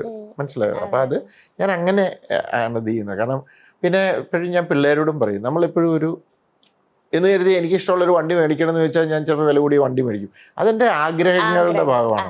ഇപ്പം നാളെ എനിക്കൊരു പ്രശ്നം വന്നു, ഉടനെ അയ്യോ ഞാൻ ഏതായാലും വണ്ടി ഉപയോഗിച്ച് ഇനി താഴെ ഒരു ചെറിയ വണ്ടിയിലേക്ക് മാറാം, എനിക്ക് അങ്ങനത്തെ പ്രശ്നമൊന്നുമില്ല, നാളെ ബസ്സിൽ കയറി നടക്കണം, ഞാൻ നടക്കും, വണ്ടി വിൽക്കണമെങ്കിൽ വിൽക്കും. ലൈഫിൽ അപ്സ് ആൻഡ് ഡൗൺസ് ഒക്കെ വരും, അതിനെ ഹാൻഡിൽ ചെയ്യുക. അത് ചെയ്യാൻ പറ്റുന്നില്ല എന്നുള്ളതാണ് ഇവിടെ പലരെയും പ്രശ്നം. അങ്ങനെ വരുമ്പോഴാണ് പോയി തൂങ്ങുന്നതും ഇതൊക്കെ ചെയ്യുന്നത്. എന്തിനാണ്? അതാണ് ഞാൻ പറഞ്ഞത്, ലോകത്തിലെ ഏറ്റവും വലിയ കാര്യം തന്നെ ആരോഗ്യമാണ്. നമുക്ക് ആരോഗ്യമുള്ളിടത്തോളം കാലം ബാക്കി ഒന്നിനെയും പേടിക്കേണ്ട കാര്യമില്ല. ബാക്കിയെല്ലാം ബേസിക്കലി ഹാർഡ് വർക്ക് ചെയ്യാനുള്ള ഒരു മനസ്സുണ്ടെങ്കിൽ നമുക്ക് എന്തോ അച്ചീവ് ചെയ്യാം. ഒത്തിരി സ്വപ്നങ്ങളും ആഗ്രഹങ്ങളും ഒക്കെ ഉണ്ട്. ഞാനതിങ്ങനെ ഓരോന്നായിട്ട് ചെയ്യും. ചില ആഗ്രഹം നടക്കില്ലെന്ന് ഓർക്കും, അപ്പോൾ ഓക്കെ നടന്നില്ല എന്ന് ഓർക്കും. പക്ഷെ ചിലപ്പോൾ 2 വർഷം കഴിയുമ്പോൾ നടന്നെന്നും വരും. മനസ്സിലായോ? അപ്പൊ അതുകൊണ്ട് ഞാനൊന്നിലും അമിതമായിട്ട് ഇത് ചെയ്യാറില്ല. പിന്നെ പിള്ളേരോട് ഞാൻ പറയുന്നൊരു കാര്യമാണ്, ഒത്തിരി അങ്ങോട്ട് ഇത് ചെയ്തിട്ട് നാളെ ഇതൊക്കെ സിനിമയെല്ലാം കഴിഞ്ഞ് കഴിയുമ്പോൾ നമ്മൾ തീരെ താഴേക്ക് പോകുന്നതിനേക്കാളും നല്ലത് എപ്പോഴും ഒരേ ലെവലിൽ അങ്ങ് പോവുക, സമാധാനമായിട്ട് പോവുക. സാർ എപ്പോഴും പറയുന്നതാണ്, എനിക്ക് മൂവി അതിനെ വീട്ടിലേക്ക് വരണം, അല്ലെങ്കിൽ എനിക്ക് ലൈഫ് ഈസ് ഭയങ്കര ഇമ്പോർട്ടൻ്റ് ആണ്. എനിക്ക് അങ്ങനെ കുറേ വാരി വലിച്ച് മൂവീസ് ചെയ്യുന്നതിനേക്കാളും ഒരു മൂവി നല്ല വൃത്തിക്ക് ചെയ്യുക, വീട്ടിൽ വന്ന് കുറച്ച് സ്പെൻഡ് ചെയ്യുക, കുറച്ചിടയ്ക്ക് അങ്ങനെ ഇല്ലേ അങ്ങോട്ടും ഇങ്ങോട്ടൊക്കെ സ്ട്രെസ് അടിച്ചുള്ള ഓട്ടമായിരുന്നു എന്ന് സാർ പറയണ കേട്ടിട്ടുണ്ട്. അപ്പോൾ സാർ നേരത്തെയൊക്കെ സ്ക്രിപ്റ്റ് എഴുതിയിരുന്നത് വീട്ടിലായിരുന്നു, പിന്നീട് സ്ട്രെസ് കിട്ടാൻ വേണ്ടി ഹോട്ടലിൽ റൂം എടുത്ത് പ്രൊഡ്യൂസറിന്റെ ക്യാഷ് കൊണ്ടല്ല, സ്വന്തം ക്യാഷ് അടക്കി അങ്ങനെ സ്ട്രെസ് കിട്ടാൻ കാരണം കംപ്ലീറ്റ് ആക്കാൻ വേണ്ടി. ഇപ്പൊ എങ്ങനെയാണ് സാറിന്റെ ആ ഒരു ലൈഫ് സ്റ്റൈൽ സിറ്റുവേഷൻ? എങ്ങനെയാണ്? എനിക്കൊരു വലിയ കുഴപ്പമുണ്ട്, അത് ഗുണമോ ദോഷമോ എന്ന് എനിക്കറിയില്ല. വാക്ക് പാലിക്കണം എന്നുള്ളത്. ഇപ്പൊ എൻ്റെ കൂടെ 4 വർഷം നടന്ന ഒരു മനുഷ്യനാണ് ഈ കഥയായിട്ട് ഇത് ഹിന്ദിയിൽ നടന്നില്ല, എനിക്ക് ആ പുള്ളീനെ കാണുമ്പോൾ എനിക്ക് ഭയങ്കര വിഷമമാണ്. എൻ്റെ തെറ്റല്ല, ആ പുള്ളിയുടെ ഒരു എഫേർട്ട്. പുള്ളി 4 വർഷം അതിന് വേണ്ടി നടന്നു. അപ്പോൾ ഞാൻ ഓർത്തു എങ്ങനെയെങ്കിലും അത് പുള്ളിക്ക് സിനിമയൊക്കെ കാണാമെന്നുള്ള പുള്ളിയുടെ ഒരു സ്വപ്നമാണ്. അപ്പം ഞാൻ പക്ഷേ അവിടെ ഒരു ഹീറോയും സമ്മതിക്കുന്നില്ല. അപ്പം ഞാനത് ഇങ്ങോട്ട് മലയാളത്തിലേക്ക് പറിച്ചിട്ട് ഞാനത് ചെയ്തു. പുള്ളിക്ക് അതിനകത്ത് അത്യാവശ്യം നല്ലൊരു പൈസയും പുള്ളിക്ക് കിട്ടി. ഇവിടെ പലരും എന്നോട് പ്രൊഡ്യൂസേഴ്സ് ചോദിച്ചു എന്തിനും ഇത്രയും പൈസ കൊടുക്കണം. ഞാൻ പറഞ്ഞു ആ മനുഷ്യൻ 4 വർഷം എൻ്റെ കൂടെ നടന്നതാണ്, അയാൾക്ക് അതിനുള്ളൊരു ഇത് കൊടുക്കണം എന്നും പറഞ്ഞ് അങ്ങനെ ഇത് ചെയ്തു. എന്നിട്ട് അതുപോലെ തന്നെ ഇതാണ് ഇപ്പം ഞാൻ ഒന്നാന്തരം എക്സാമ്പിൾ പറയാം. 2 ദിവസം മുമ്പാണോ 3 ദിവസം മുമ്പാണോ നിങ്ങൾ എന്നെ വിളിച്ചു ഒരു ഇന്റർവ്യൂ. ഞാൻ പറഞ്ഞു ഞാൻ നോക്കട്ടെ, കാരണം ഇപ്പോഴും പറ്റണതില്ല. ഞാൻ ഇത് അപ്പം ആ വിളിയുടെയാണ് എന്തോ ഞാൻ ശ്രമിക്കാമെന്നൊരു വാക്ക് പറഞ്ഞു. അങ്ങനെയാണ് എൻ്റെ ഒരു വിശ്വാസം. എനിക്ക് നല്ല തിരക്കാ ഓട്ടത്തിലാന്ന് പറഞ്ഞു. പിന്നെ നിങ്ങൾ വിളിച്ചു കഴിഞ്ഞപ്പം ഞാനത് വാക്ക് പറഞ്ഞു പോയത് കൊണ്ടാണ് ഞാൻ ഈ ഷൂട്ട് കഴിഞ്ഞിട്ട് ഞാൻ പറഞ്ഞു നിങ്ങളവിടെ വീട്ടിൽ സെറ്റ് ചെയ്തു ഞാൻ വന്ന് ഞാൻ ശരിക്കും ടയർഡാണ്, പക്ഷെ എനിക്കത് ചെയ്യണം കാരണം ഞാനത് വാക്ക് പറഞ്ഞതാണ്. അതുപോലെ ഞാൻ ഒരിടത്ത് ചെല്ലാനായിട്ട് ഇപ്പോൾ 10 മണിക്ക് ചെല്ലാന്ന് പറഞ്ഞു. ഞാനിവിടുന്ന് നേരത്തെ അരമണിക്കൂറിൻ്റെ അല്ല 9 മണിക്കേ ഇറങ്ങി. കറക്റ്റായിട്ട് ഞാൻ ഇറങ്ങി, പക്ഷെ ട്രാഫിക് ബ്ലോക്കാണ്. ഞാനവിടെ 10-ന് എത്തിയല്ലെന്നുണ്ടെങ്കിൽ എനിക്ക് ടെൻഷനാണ്. എൻ്റെ ഇങ്ങനത്തെ ഒരു ക്യാരക്ടറുണ്ട്, അത് ഭയങ്കര ചീത്തയാണ്. അപ്പം ഇച്ചിരി മുമ്പ് പറഞ്ഞില്ലേ ജീവിതത്തിൽ ഇങ്ങനെ ഒത്തിരി സിനിമകൾ വലിച്ചുവാരി ചെയ്യണ്ട എന്ന് കരുതി അപ്പം അതൊക്കെ ഇങ്ങനെ ഓരോ പടമൊക്കെ ചെയ്തു വന്നപ്പോൾ ദൃശ്യമൊക്കെ കഴിഞ്ഞപ്പോൾ ഇങ്ങനെ പ്രൊജക്റ്റുകൾ വരാൻ തുടങ്ങി. അപ്പം ഞാനിങ്ങനെ ഇത് ചെയ്യാൻ തന്നപ്പോൾ എന്നോട് കുറേ പേര് പറഞ്ഞു ഇത് ലൈഫിൽ ഓപ്പർച്യൂണിറ്റീസ് വരുമ്പോൾ തട്ടിവിട്ടാൽ പിന്നെ അത് തിരിച്ചു കിട്ടത്തില്ല, നമ്മുടെ ഈ പ്രായത്തിൽ നമ്മൾ ഹാർഡ് വർക്ക് ചെയ്യണം. അങ്ങനെ അപ്പം ഞാൻ അങ്ങനെ ഒരു സുഖിമാനായിട്ട് മടി പിടിച്ചിരിക്കണ്ട, അങ്ങ് പണിയെടുക്കാം, ഒരു രസമല്ലേ അത്, ആൻഡ് എൻജോയിങ് മൈ വർക്ക്. അങ്ങനെ ഞാനങ്ങ് ഇത് ചെയ്ത് തുടങ്ങി. ഈ വർഷം 4 പടം ചെയ്യേണ്ടി വന്നു. അപ്പൊ എല്ലാവരും എന്നോട് ചോദിക്കുന്നത് ഇത് എങ്ങനെയാന്ന്. ശരിക്കും അതും പ്രശ്നം വെച്ചാൽ കഴിഞ്ഞ വർഷം വേറെ പല കാരണം കൊണ്ട് എനിക്ക് പടം ചെയ്യാൻ പറ്റിയില്ല. അപ്പൊ അന്ന് തൊട്ട് എനിക്ക് അഡ്വാൻസ് തന്ന് നിൽക്കുന്ന പ്രൊഡ്യൂസേഴ്സ് ഉണ്ട്. എനിക്ക് വേണേൽ പറയാൻ വേണം 2 വർഷം കഴിഞ്ഞിട്ട് ചെയ്യണമെന്ന് പറയാം. അവര് തന്ന പൈസ, അവരുടെ പലിശ, അവരുടെ കാത്തിരിപ്പ്. അപ്പൊ ഞാൻ എൻ്റെ ടീമിനെയൊക്കെ ഇത് ചെയ്ത് ഞാൻ ചെയ്യാണ്. കാരണം എനിക്കത് അവരോട് നീതി പുലർത്തണം എന്നുള്ളൊരു ആഗ്രഹമാണ്. അതിന് എനിക്ക് സ്ട്രെയിൻ ഉണ്ട്. അത് ഗുണമാണോ ദോഷമാണെന്നല്ല, എൻ്റെ ഒരു ക്യാരക്ടറിന്റെ കുഴപ്പമാണ്. അത് ചിലപ്പോൾ ചില പ്രശ്നങ്ങളും ഞാൻ മേടിച്ച് വയ്ക്കാറുണ്ട്. ബട്ട് അതൊന്നും എനിക്ക് പ്രോബ്ലം അല്ല. അപ്പോഴും എൻ്റെ സന്തോഷം ഞാൻ ആ വാക്ക് പാലിച്ചു, കൊടുത്ത ആ ഒരു കമ്മിറ്റ്മെന്റ് ഞാൻ നടത്തി എന്ന് പറയുന്നത്. അത് എൻ്റെ ചെറുപ്പം തൊട്ടേ ഉള്ള എൻ്റെ പേരൻസ് എന്നെ പഠിപ്പിച്ചതാണ്. അതെൻ്റെ ട്രെയ്റ്റ് ആണ്, എനിക്കത് മാറ്റാൻ പറ്റത്തില്ല. അതുകൊണ്ട് ഗുണവുമുണ്ട് ദോഷമുണ്ട്. അതുകൊണ്ട് തന്നെ പ്രൊഡ്യൂസേഴ്സ് എല്ലാവരും ഇപ്പോൾ എൻ്റെ അടുത്ത് വരുന്ന പ്രൊഡ്യൂസേഴ്സിന് എല്ലാവർക്കും എന്നിലൊരു വിശ്വാസമുണ്ട്. ഇപ്പം എന്നെ പടം ഏൽപ്പിച്ചു കഴിഞ്ഞാൽ അവരുടെ ഇങ്ങനെയാണ് ആ വിശ്വാസം ഞാൻ അങ്ങോട്ടും കൊടുക്കുന്നുണ്ട്. അല്ല ബേസിക്കലി അവർക്കറിയാം ഞാൻ അനാവശ്യമായിട്ടും എന്താ പറയാ വേസ്റ്റ് ചെയ്യത്തില്ല. എന്താണോ ചെയ്യേണ്ടത് ഇത് ചെയ്യും. ചില സമയത്ത് പ്രൊഡ്യൂസർ നമുക്ക് ഞാൻ പറയും വേണ്ട എന്തിനാ അതിന്റെ ആവശ്യമില്ല, നമുക്കത് ഇങ്ങനെ ചെയ്താൽ മതി എന്നൊക്കെ പറയും. അപ്പം അത് എനിക്ക് എൻ്റെ ഒരു ക്യാരക്ടറിന്റെ ഭാഗമാണ്. പക്ഷെ അതുകൊണ്ടൊക്കെയാണ് ഈ സ്ട്രെസ്സും ഇതുമൊക്കെ കുറെ വന്നത്. പക്ഷെ ഇപ്പം ഞാൻ വെച്ചാല് പിന്നെ അതുപോലെ തന്നെ ഒത്തിരി പേര് പുതുമുഖങ്ങൾ കഥ പറയാനൊക്കെ വരുന്നു. എനിക്കിതെല്ലാം കൂടെ കേട്ട് ഹാൻഡിൽ ചെയ്യാൻ പറ്റില്ല. അതുകൊണ്ട് ഞാനിപ്പോൾ ഒരു ടീം ഉണ്ടാക്കി. അത് എനിക്ക് വേണ്ടിയിട്ടല്ല, ആരെങ്കിലുമൊക്കെ ഒരു പ്രൊജക്റ്റുകൾ ഉണ്ടാക്കാനും അങ്ങനെ. കാരണം എനിക്കറിയാം എൻ്റെ ഒരു ബിഗിനിങ് സ്റ്റേജിൽ ഞാൻ എത്ര സ്ട്രഗിൾ ചെയ്തു എന്നുള്ളത്. പക്ഷെ എനിക്ക് എല്ലാവരെയും ഹെൽപ്പ് ചെയ്യാൻ പറ്റുമോ, എല്ലാ കഥകളും കേൾക്കാൻ പറ്റുമോ? പറ്റത്തില്ല. അപ്പൊ എന്നാൽ പറ്റുന്ന രീതിയിൽ ഞാനതൊന്ന് എന്താ പറയാ ആർക്കെങ്കിലും ഉപകാരപ്പെട്ട് ഓർത്ത് ശ്രമിക്കുകയാണ്. ഇപ്പൊ ദൃശ്യം ഇറങ്ങിയപ്പോ ഒരുപാട് ഓപ്പർച്യൂണിറ്റീസ് വന്നു. അപ്പം എല്ലാം ചെയ്യാൻ പറ്റുമോ? അതെല്ലാം പ്രൊഡ്യൂസേഴ്സിന് തിരിച്ച് കാശ് അഡ്വാൻസ് ഒക്കെ തിരിച്ചു കൊടുത്ത സാഹചര്യം അല്ല. 1-2 കേസിൽ അതൊക്കെയാണ് ഞാൻ പറഞ്ഞത്. എനിക്ക് ഭയങ്കര ഇതായി 1-2 കേസിൽ അഡ്വാൻസ് തന്നിട്ട് അന്ന് ഞാൻ പറഞ്ഞു ദൃശ്യത്തിന്റെ സമയത്ത് ഒരാൾ കൊണ്ടുവന്ന് എനിക്ക് അഡ്വാൻസ് ഇങ്ങോട്ട് ഏൽപ്പിച്ചു. അപ്പം ഞാൻ പറഞ്ഞു 5 വർഷം കഴിഞ്ഞ് എനിക്ക് ചെയ്യാൻ പറ്റുള്ളൂ, ഞാൻ മേടിച്ചു വെച്ചിട്ട് കാര്യമില്ല. അപ്പൊ എന്നോട് പറഞ്ഞു ഒരു കുഴപ്പമില്ല, അത് കഴിഞ്ഞിട്ട് ചെയ്താൽ മതി, ഞാൻ അത് കഴിഞ്ഞ് വിളിക്കുള്ളൂ എന്ന് പറഞ്ഞു. ഓക്കെ ഫൈൻ, മേടിച്ചു വെച്ചു. 1.5 വർഷം കഴിഞ്ഞപ്പോൾ പുള്ളി വിളി തുടങ്ങി. അപ്പം ഞങ്ങൾ തമ്മിലായി. അപ്പം അവിടെ എനിക്ക് പ്രശ്നം വെച്ചാൽ പറഞ്ഞ വാക്കിന് വ്യത്യാസം വരും. അപ്പം അങ്ങോട്ടും ഇങ്ങോട്ടും ഞാൻ പറഞ്ഞപ്പോൾ ഞാൻ പറഞ്ഞു ചേട്ടാ പൈസ തിരിച്ചു തന്നു, ഞാൻ തിരിച്ചു കൊടുത്തു. വേറൊരാൾ ഇതുപോലെ പറഞ്ഞു വന്നു കഴിഞ്ഞ് അഡ്വാൻസ് തന്നപ്പം പുള്ളി ദുബായിലുള്ള ഒരാളാണ്. പുള്ളിക്ക് ഒരു സിനിമ ചെയ്യണം. പുള്ളിയുടെ ആദ്യത്തെ പടം പുള്ളിക്ക് ലോസായി. അപ്പം എല്ലാവരും കളിയാക്കുന്നു, എനിക്കൊരു നല്ല പടം സാറിന് ചെയ്യണം എന്ന് പറഞ്ഞാൽ ഞാൻ പറഞ്ഞു എനിക്ക് സമയം തരണം. അത് കഴിഞ്ഞ് ഒരു 1.5 വർഷം കഴിഞ്ഞപ്പോൾ പുള്ളി എന്നെ വിളിച്ചിട്ട് പറഞ്ഞു, എൻ്റെ ബിസിനസ് ഒക്കെ പൊളിഞ്ഞു, ഇച്ചിരി പ്രശ്നമാണ്, എനിക്ക് ആ പൈസ തിരിച്ചു കിട്ടിയതെന്ന്. ഞാനപ്പോൾ അതിനെ തിരിച്ചും കൊടുത്തു. അങ്ങനെ 1-2 കേസുകളിൽ ഇങ്ങനെയൊക്കെ ചെയ്തിട്ടുണ്ട്. കാരണം അതോരോരുത്തരുടെ അവസ്ഥയാണ്, നമുക്ക് അതിനകത്തൊന്നും എന്ത് ചെയ്യാൻ പറ്റും. ഈ രാജുവേട്ടൻ പറഞ്ഞത് ഞാൻ ഓർക്കുന്നുണ്ട്. രാജുവേട്ടന് ജീതു സാർ എന്നുള്ള ഡയറക്ടറിനേക്കാൾ കൂടുതൽ ഇഷ്ടം ജീതു സാർ എന്നുള്ള റൈറ്ററിനെയാണ്. അതാണ് എനിക്ക് ഏറ്റവും കൂടുതൽ മെമ്മറീസിലേക്ക് അത് വരുമ്പോഴും നിങ്ങൾ രണ്ടുപേരും വിചാരിച്ചത് ഹിറ്റാവും. ഒരു കൊമേഴ്ഷ്യൽ ഇത്രയും പേര് ഇപ്പോഴും അത് കാണുന്നവരുണ്ട്. ഇപ്പൊ ഞാൻ ലേറ്റസ്റ്റ് ആയിട്ട് ഇന്റർവ്യൂ എടുക്കുമ്പോൾ 2025 കാണുന്നവരുണ്ടോ, ലൈക്ക് അടിക്കാൻ പറയുമ്പോൾ 7000 സംതിങ് ഒക്കെ ഒരു കമന്റിന് ലൈക്ക് വരികയാണ്. ഇപ്പോഴും റിപ്പീറ്റഡ് ആയിട്ട് കാണുന്ന ഒരു ത്രില്ലർ മൂവിയാണ് മെമ്മറീസ്. അപ്പൊ മെമ്മറീസിൽ അതില് സാം അച്ഛനോട് ഒരു ചോദ്യം ചോദിക്കുന്നുണ്ട്.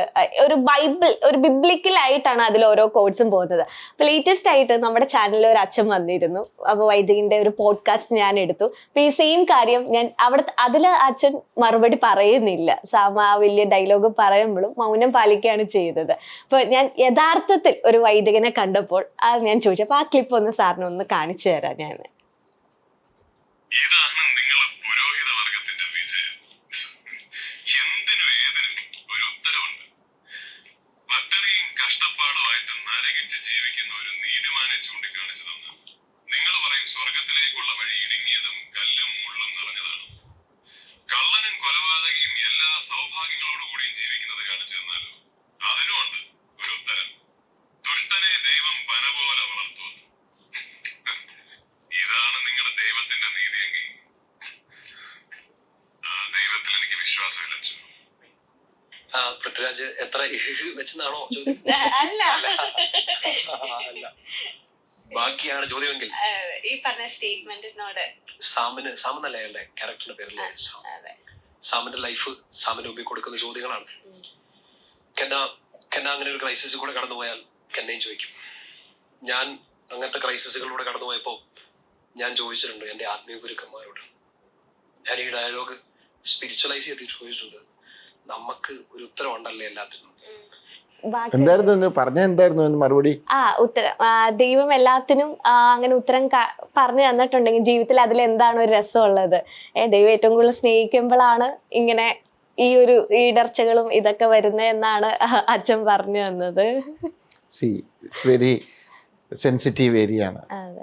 അവർക്ക് ഇപ്പം ഞാൻ ഒന്നിനും വിശ്വാസങ്ങൾക്കൊന്നും ഞാൻ എതിരല്ല. ഞാൻ പേര് വിട്ടുമല്ലോ, കെന്ന. ഇപ്പം കെന്ന ഒരു പ്രത്യേക കാര്യം ചെയ്യുമ്പോൾ, എവിടെയെങ്കിലും പോയി പ്രാർത്ഥിക്കുമ്പോൾ കെന്നയ്ക്ക് മനസ്സിന് സന്തോഷം കിട്ടുന്നെങ്കിൽ, സമാധാനം കിട്ടുന്നെങ്കിൽ ഡെഫിനറ്റ്ലി അത് ചെയ്യണം. എന്നെ സംബന്ധിച്ചിടത്തോളം ഞാനൊരു അങ്ങനത്തെ ഒരു പശ്ചാത്തലത്തിൽ നിന്ന് വന്നു, ദൈവത്തെക്കുറിച്ച് പറഞ്ഞു, ഞാൻ വളർന്ന ഒരു റിലീജിയനിൽ പലതും കണ്ടും ചെയ്തും വന്നു. പക്ഷെ ഇപ്പോൾ ഒരു റിലീജിയന്, എല്ലാ റിലീജിയനിലും ഞാൻ കാണുന്ന കാര്യം, പലതിനും അവർ പറയുന്നത് പോലെയല്ല പ്രാക്ടിക്കലി വരുമ്പോൾ ഉണ്ടാകുന്ന കാര്യങ്ങൾ. ഇപ്പം ഞാൻ റെഗുലറായിട്ട് പള്ളിയിൽ പോകുന്ന ഒരാളല്ല. ഞാൻ കർമ്മയിലാണ് കൂടുതൽ വിശ്വസിക്കുന്നത്. അപ്പം എന്നാൽ ചില കുർബാനയ്ക്ക് പോകുന്ന അച്ഛന്മാർ ചില പ്രസംഗങ്ങളൊക്കെ ഭയങ്കര ഇൻട്രസ്റ്റിംഗ് പ്രസംഗങ്ങളാണ്. അപ്പോൾ അതിനകത്ത് ഒത്തിരി അങ്ങനത്തെ ഉണ്ട്. ഞാനിപ്പോൾ ഇതൊരു ബൈബിൾ ഇതാക്കാൻ ആഗ്രഹിക്കുന്നില്ല. അപ്പോൾ ഇതിനകത്ത് എന്നാന്ന് ചോദിച്ചു കഴിഞ്ഞാൽ, ബേസിക്കലി നമുക്ക് നമ്മുടെ അടുത്തുള്ള ആൾ സഹായിക്കാനും സ്നേഹിക്കാനും പറ്റിയില്ലെങ്കിൽ എവിടെ പോയി എന്തെല്ലാം പ്രാർത്ഥിച്ചിട്ടും കാര്യമില്ല എന്ന് വിശ്വസിക്കുന്ന ഒരാളാണ്. എല്ലാ മതങ്ങളും പറയുന്നത് സ്നേഹിക്കാനും സഹായിക്കാനും അത് ചെയ്യാം. പക്ഷെ അതിനപ്പുറത്തേക്ക് ഇതിനെ ഒരു കുറച്ച് ബിസിനസ് ആകുന്നുണ്ട്. ഇത് അവിടെയാണ് എനിക്ക് അഭിപ്രായ വ്യത്യാസം. മനുഷ്യനുണ്ടാക്കിയ കുറെ എന്താ പറയുക റിച്വൽസും ഇതുകൊണ്ട് അതിന്റെ പുറകെ പോകുന്നു. പക്ഷെ ഞാനതിനെ കുറ്റം പറയുന്നില്ല. അതുകൊണ്ട് ഒരാൾക്ക് ആശ്വാസം കിട്ടുന്നെങ്കിൽ ആയിക്കോട്ടെ. എല്ലാവരും അങ്ങനെ ചിന്തിക്കുന്നില്ല. ചിലർ ചിന്തിക്കുമ്പോൾ ചില കാര്യങ്ങളിൽ ഒരു അപാകത തോന്നുന്നു. അതുകൊണ്ട് അയാൾക്കത് ഉൾക്കൊള്ളാൻ പറ്റുന്നില്ല, അല്ലെങ്കിൽ അത് വിശ്വസിക്കാൻ പറ്റുന്നില്ല. വിശ്വസിക്കുന്നവർക്ക് വിശ്വസിക്കാം. അല്ല ഞാൻ പറയുന്നതാണ് ശരിയെന്ന് സ്ഥാപിക്കാനൊന്നും ശ്രമിക്കുന്നില്ല. എൻ്റെ എക്സ്പീരിയൻസിൽ നിന്നാണ് ഞാൻ പറയുന്നത്. ഞാൻ കണ്ട, ഞാൻ വളർന്ന സാഹചര്യത്തിൽ ഞാനൊരു ഉദാഹരണം ചോദിച്ചോട്ടെ. എല്ലായിടത്തും ചെല്ലുമ്പോൾ ചിലർക്ക് ദൈവത്തെ കാണാൻ ഒരേ ഇത് കിട്ടണ്ടേ? ദൈവത്തിന് മുമ്പിൽ എല്ലാവരും തുല്യരല്ലേ? അതെ അതെ അതെ. പക്ഷെ ചില പേയ്മെന്റ് കൂടുതൽ കൊടുത്താൽ പെട്ടെന്ന് കാണും. അതൊക്കെ എന്താണ് ഒരു പള്ളിയിലായാലും അമ്പലത്തിലായാലും എവിടെയാണെങ്കിലും ഇറ്റ്സ് നോട്ട്, എനിക്കൊന്നും വർക്കാകുന്നില്ല. അതുപോലെ തന്നെ ഒരു കോടികൾ മുടക്കിയ ഒരു ദേവാലയത്തിൽ ഇരുന്നിട്ട് മാരേജിന് ഒത്തിരി പൈസ മുടക്കുന്നു ദൂരത്തെന്ന് പറയുമ്പോൾ അതിനകത്തൊരു വൈരുദ്ധ്യമുണ്ട്. ഒരു ദേവാലയം പണിയാൻ കോടികൾ മുടക്കുന്നു, അപ്പൊ അതിന്റെ സറൗണ്ടിങ്സിൽ സാധാരണക്കാരായ മനുഷ്യരുണ്ട്. അവിടെ ഇങ്ങനെയുള്ള ചോദ്യങ്ങൾ എൻ്റെ മനസ്സിൽ വന്നതിന് പലതിനും ഉത്തരവില്ല. അപ്പൊ ഇങ്ങനെ വന്നപ്പോൾ എൻ്റെ ലൈഫിൽ മനസ്സിൽ കുറെ ക്ലാഷസ് ആയി. പക്ഷെ ഞാൻ ഇപ്പോഴും പള്ളിയിലും എനിക്ക് ചിലപ്പോൾ പള്ളിയിൽ പോകണം തോന്നിയാൽ പോയും പ്രാർത്ഥിക്കും. എനിക്കതുകൊണ്ട് സമാധാനം കിട്ടുമെങ്കിൽ ഞാനത് അതിന്റെ അഡ്വാൻറ്റേജ് എടുക്കുകയും ചെയ്യും. മനസ്സിലായോ? അപ്പൊ അതുകൊണ്ട് ഞാനൊരു വിശ്വാസത്തിനും എതിരെയല്ല, ഒന്നുമല്ല. അത് ഓരോ കാലഘട്ടത്തിൽ നമ്മൾ വളർന്നു വരുമ്പോൾ നമ്മളെ ചെറുപ്പത്തിൽ ചില കാര്യങ്ങൾ പഠിപ്പിച്ചു. വളർന്നു വന്നു കഴിയുമ്പോൾ നമ്മൾ ചിലത് കാണുമ്പോൾ ചില ചോദ്യങ്ങൾ ചോദിക്കും. അത് ഈ റിലീജിയനിൽ മാത്രമല്ല. ഇപ്പം ഞാൻ എപ്പോഴും എൻ്റെ വൈഫിനോട് പറയണം, നമ്മളെ മക്കളെ പറയാണ് മോള് കള്ളം പറയരുത് എന്ന് പറയുമ്പോൾ ഓക്കെ ഞാൻ കള്ളം പറയാൻ പാടില്ല എന്ന് പറയുമ്പോൾ ആ മക്കളെ നോക്കുന്നത് അപ്പനെയും അമ്മേനെയാണ്. അപ്പൊ അവരും കള്ളം പറയാൻ പാടില്ല. മനസ്സിലായോ? അപ്പൊ അവര് കള്ളം പറഞ്ഞാൽ അപ്പൊ കുറച്ച് കഴിയുമ്പോ അപ്പനിലും അമ്മയിലുള്ള വിശ്വാസം നഷ്ടപ്പെടും. ഇത് ചുമ്മാ ഞങ്ങളോടൊന്ന് പറയുന്നു എന്നിട്ട് ഇവര് വേറെ ഒന്ന് ചെയ്യുന്നു എന്ന് പറയുന്ന പോലത്തെ കോൺട്രഡിക്ഷൻസ് ആണ് ഇതിന്റെ പ്രശ്നം. ഇതൊന്നും നമുക്ക് സംസാരിക്കാൻ പറ്റിയ കാര്യം. ഇത് ചർച്ച ചെയ്ത് കഴിഞ്ഞാൽ അങ്ങോട്ടും ഇങ്ങോട്ടും തർക്കിച്ച് മുന്നോട്ട് പോകാന്നല്ലാതെ ഒരു കാര്യം. ഭയങ്കര സർപ്രൈസിങ് ആയി അച്ഛൻ ക്യാരക്ടറിന്റെ പേര് ഞാൻ അൺഎക്സ്പെക്ടഡ് ആയിട്ടാണ് ചോദിച്ചത്. കാരണം ആ മൂവീസ് അങ്ങനെ പോകുന്നുണ്ടും ആദ്യമായിട്ട് ഒരു വൈദികനെ പോഡ്കാസ്റ്റിൽ ഇരിക്കുന്നുണ്ട്. പക്ഷെ അച്ഛൻ എല്ലാ സെന്റൻസ് ഉൾപ്പെടെ പേരും സഹിതം ക്യാരക്ടർ പറഞ്ഞപ്പോ അച്ഛൻ അത് കുറെ വട്ടം, അച്ഛന്റെ ഫേവറേറ്റ് മൂവിയും കൂടിയാണ്, കുറെ വട്ടം അത് കണ്ടു. എന്ന് വെച്ചിട്ടുണ്ടെങ്കിൽ കുറെ കാര്യങ്ങൾ അതിൽ നിന്ന് അത് പോയേക്കുന്ന രീതി വരെ അച്ഛൻ എക്സ്പ്ലെയിൻ ചെയ്തപ്പോൾ എനിക്ക് മനസ്സിലായി എത്രത്തോളം മെമ്മറീസ് എന്ന് പറഞ്ഞ ആ ഒരു മൂവി, ഇൻക്ലൂഡിങ് ഇങ്ങനെ ഇരിക്കുന്നവർ പോലും കണ്ടു അല്ലെങ്കിൽ ധ്യാനിക്കുന്ന എടുത്ത സ്ഥലങ്ങളിലൊക്കെ പറയുന്നു എന്ന് കേൾക്കുമ്പോൾ അതെനിക്ക് അത്ഭുതം തോന്നി. കാരണം നമുക്ക് പലപ്പോഴും കുറെ വർഷമായി ക്യാരക്ടേഴ്സിന്റെ ഒക്കെ ഇത് പോകുമ്പോൾ അപ്പൊ അച്ഛൻ പറഞ്ഞതാണ്, 2-3 വട്ടം കണ്ടതാണ്. ഇപ്പൊ മെമ്മറീസ് എഴുതുമ്പോൾ ഒരു ബിബ്ലിക്കലായിട്ട് ഒരു ടച്ച് ഉള്ള ഒരു അല്ലെങ്കിൽ ഇടയ്ക്കിടയ്ക്ക് ബൈബിൾ കോഡ്സ് അല്ലെങ്കിൽ അങ്ങനത്തെ ഒരു രീതിയിലാണ് മെമ്മറീസ് കൊണ്ടുപോയിരിക്കുന്നത്. അപ്പൊ ഇതിന് ഏതെങ്കിലും ഒരു വൈദികനെ അപ്രോച്ച് ചെയ്തിരുന്നോ? അല്ലെങ്കിൽ ബൈബിൾ കോഡ്സ് അല്ലെങ്കിൽ ഇതിനോട് എങ്ങനെ അതെങ്ങനെയാണ് റൈറ്റിംഗ്? ബൈബിൾ കോഡ്സ് ആക്ച്വലി ഞാൻ ബൈബിളിൽ നിന്ന് തന്നെ എടുത്തത്. ഞാൻ ബൈബിളൊക്കെ വായിച്ചിട്ടുണ്ടല്ലോ, പണ്ടാണെങ്കിലും ഫുള്ള് വായിച്ചിട്ടില്ലെങ്കിലും നമ്മൾ ഏതാണ്ടൊക്കെ അറിയാം. അത് വെച്ചിട്ട് ഞാൻ കുറച്ച് സെർച്ച് ചെയ്തും അങ്ങനെയൊക്കെ എടുത്തതാണ്. പിന്നെ ഈ ഡയലോഗ്സ് ഒക്കെ വന്നത് ഇത് എന്റെയൊക്കെ ചോദ്യങ്ങളാണ്. മനസ്സിലായോ? എന്റെ ചോദ്യങ്ങളാണ്. ഇപ്പൊ ഞാനൊരു കാര്യം ചോദിച്ചല്ലോ, ഇത് ഞാനൊരു പറഞ്ഞില്ല, 30-40 കോടി രൂപ മുടക്കി പണിത പള്ളിയില് കല്യാണത്തിന് എന്റെ ദൂരത്തിനെ കുറിച്ച് പറയുമ്പോൾ പെട്ടെന്ന് ഇങ്ങനെ ഓക്കെ അതെന്താണിത്, അപ്പൊ ഇവിടെ എന്താണ് കൺഫ്യൂസ്ഡ് ആവുക. ആ കൺഫ്യൂഷൻ ആണ് പ്രശ്നം. അപ്പൊ ഞാൻ എന്നാ വെച്ചിട്ടുണ്ടെങ്കിൽ നമ്മൾ ഇതൊന്നിനും തർക്കിക്കാനും ആരോടും മത്സരിക്കാനും ഒന്നിനും പോകുന്നില്ല. മറിച്ച് ഞാൻ എൻ്റെതായ ഇതിൽ ഉത്തരം കണ്ടെത്താൻ ശ്രമിക്കുകയും ഞാൻ അങ്ങനെ പോവുകയാണ്. ഞാനൊരു വിശ്വാസത്തിനും എതിരല്ല, ഒരു മതത്തിനും എതിരല്ല. എനിക്ക് ഇത്രയേ ഉള്ളൂ, നമ്മൾ ക്ഷമിക്കുക, സഹായിക്കുക, അങ്ങനെ അങ്ങ് ജീവിച്ചു കഴിഞ്ഞു കഴിഞ്ഞാൽ എനിക്ക് തോന്നുന്നു ഒരുമാതിരി അതാണ് ഏറ്റവും വലിയ ആ കർമ്മ എന്ന് പറയുന്നത്, അതാണ് ഏറ്റവും വലിയ പ്രയർന്ന് വിശ്വസിക്കുന്ന ഒരാളാണ് ഞാൻ ഇതിനെക്കുറിച്ച് പറയാനാണ് ഒത്തിരി ഉണ്ട്. നമ്മൾ അങ്ങനെ പറഞ്ഞിട്ട് കാര്യമില്ല. ഇപ്പൊ മെമ്മറീസ് ആണ് സാറിനോട് എപ്പോഴും ചോദിക്കും, സാറിന്റെ ഫേവറേറ്റ് അല്ലെ, വൺ ഓഫ് ദ ഫേവറേറ്റ് എന്ന് പറയുന്നത് എനിക്ക് എല്ലാം ഫേവറേറ്റ്സ് ആണ്. അതെ, മെമ്മറീസ് ആണ് കുറച്ചും കൂടെ മുന്നിൽ നിൽക്കുന്നതെന്ന് കേട്ടിട്ടുണ്ട്. അപ്പൊ ഈ ഒരു പ്ലോട്ടിലേക്ക് ആദ്യം തന്നെ രാജുവേട്ടനെ തന്നെയാണോ ഫിക്സ് ആക്കിയത്? കങ്കാരുവിന്റെ സെറ്റിലാണ് രാജുവേട്ടനെ സ്റ്റോറി പറയാൻ പോയെന്ന് ഞാൻ കേട്ടിട്ടുണ്ടായിരുന്നു. അപ്പം രാജുവേട്ടൻ അദ്ദേഹത്തിനോട് കഥ പറഞ്ഞു. ഞാൻ അന്ന് സ്ക്രിപ്റ്റ് എഴുതിയിട്ടില്ല, ഞാനൊരു സ്ക്രീൻ പ്ലേ വെച്ചിട്ടാണ് പറഞ്ഞത്. അന്നേരം രാജു അതിന് ഭയങ്കര ഇൻട്രസ്റ്റിംഗ് ആയിട്ട് പറഞ്ഞു, എഴുതിയിട്ട് വരാൻ പറഞ്ഞു. അത് കഴിഞ്ഞിട്ട് ഞാൻ സ്ക്രിപ്റ്റ് ചെയ്യുന്നത്. ഇപ്പം ആ സമയം ആ മൂവി ചെയ്യുമ്പോഴത്തേനും സാറിന്റെ ബാക്കി മൂവീസ് ഇപ്പൊ ഡിറ്റക്റ്റീവ് തൊട്ട് എടുത്ത് നോക്കുകയാണെങ്കിൽ പല ജോണേഴ്സിലുള്ള മൂവീസ് ആണ് ചെയ്തിരിക്കുന്നത് സാറ്. ഒന്നിനോടൊന്ന് മാച്ച് ആകാത്ത രീതിയിലുള്ള ജോണേഴ്സ് എന്ന് വെച്ചാൽ ഭയങ്കര വേരിയേഷൻ ആണ് ഓരോരോ മൂവീസും എടുത്തു നോക്കുമ്പോൾ. അപ്പൊ അതുകൊണ്ട് തന്നെയാണോ രാജുവേട്ടൻ സാറിനെ അത് ഓക്കെ പറയാനുള്ള കാരണം? അല്ലെങ്കിൽ റൈറ്റർ എന്ന നിലയിൽ എന്തുകൊണ്ടായിരിക്കും അത് സ്ക്രിപ്റ്റ് കേട്ടപ്പോൾ തന്നെ ഓക്കെ പറയാനുള്ള ചിന്തിച്ചിട്ടുണ്ട്? സ്ക്രീൻ പ്ലേ ഇഷ്ടപ്പെട്ടതുകൊണ്ടായിരിക്കും. അതിന്റെ ഞാനത് എങ്ങനെയാണ് ഞാനത് കൺസീവ് ചെയ്തിരിക്കുന്നതെന്ന് ഞാനത് എക്സ്പ്ലെയിൻ ചെയ്തപ്പം അതിന്റെ ഒരു മൂഡും ഒക്കെ മനസ്സിലായപ്പോൾ പുള്ളിക്ക് അത് കൺവിൻസിങ്. ഒരാൾക്ക് ഒരു ഇത് കൺവിൻസിങ് ആകുമ്പോൾ ഇപ്പം ഞാൻ മിറാഷ് എന്ന് പറയുന്ന സിനിമ യുടെ ഒരു തോട്ട് പറഞ്ഞപ്പം എന്നോട് ആസിഫ് ചോദിച്ചു കഴിഞ്ഞാൽ ചേട്ടാ അതിൻ്റെ ഒരു ഞാൻ തോട്ടെന്ന് പറഞ്ഞാൽ അതിനകത്ത് പ്രത്യേകത എന്താന്ന് ഞാൻ പറഞ്ഞു.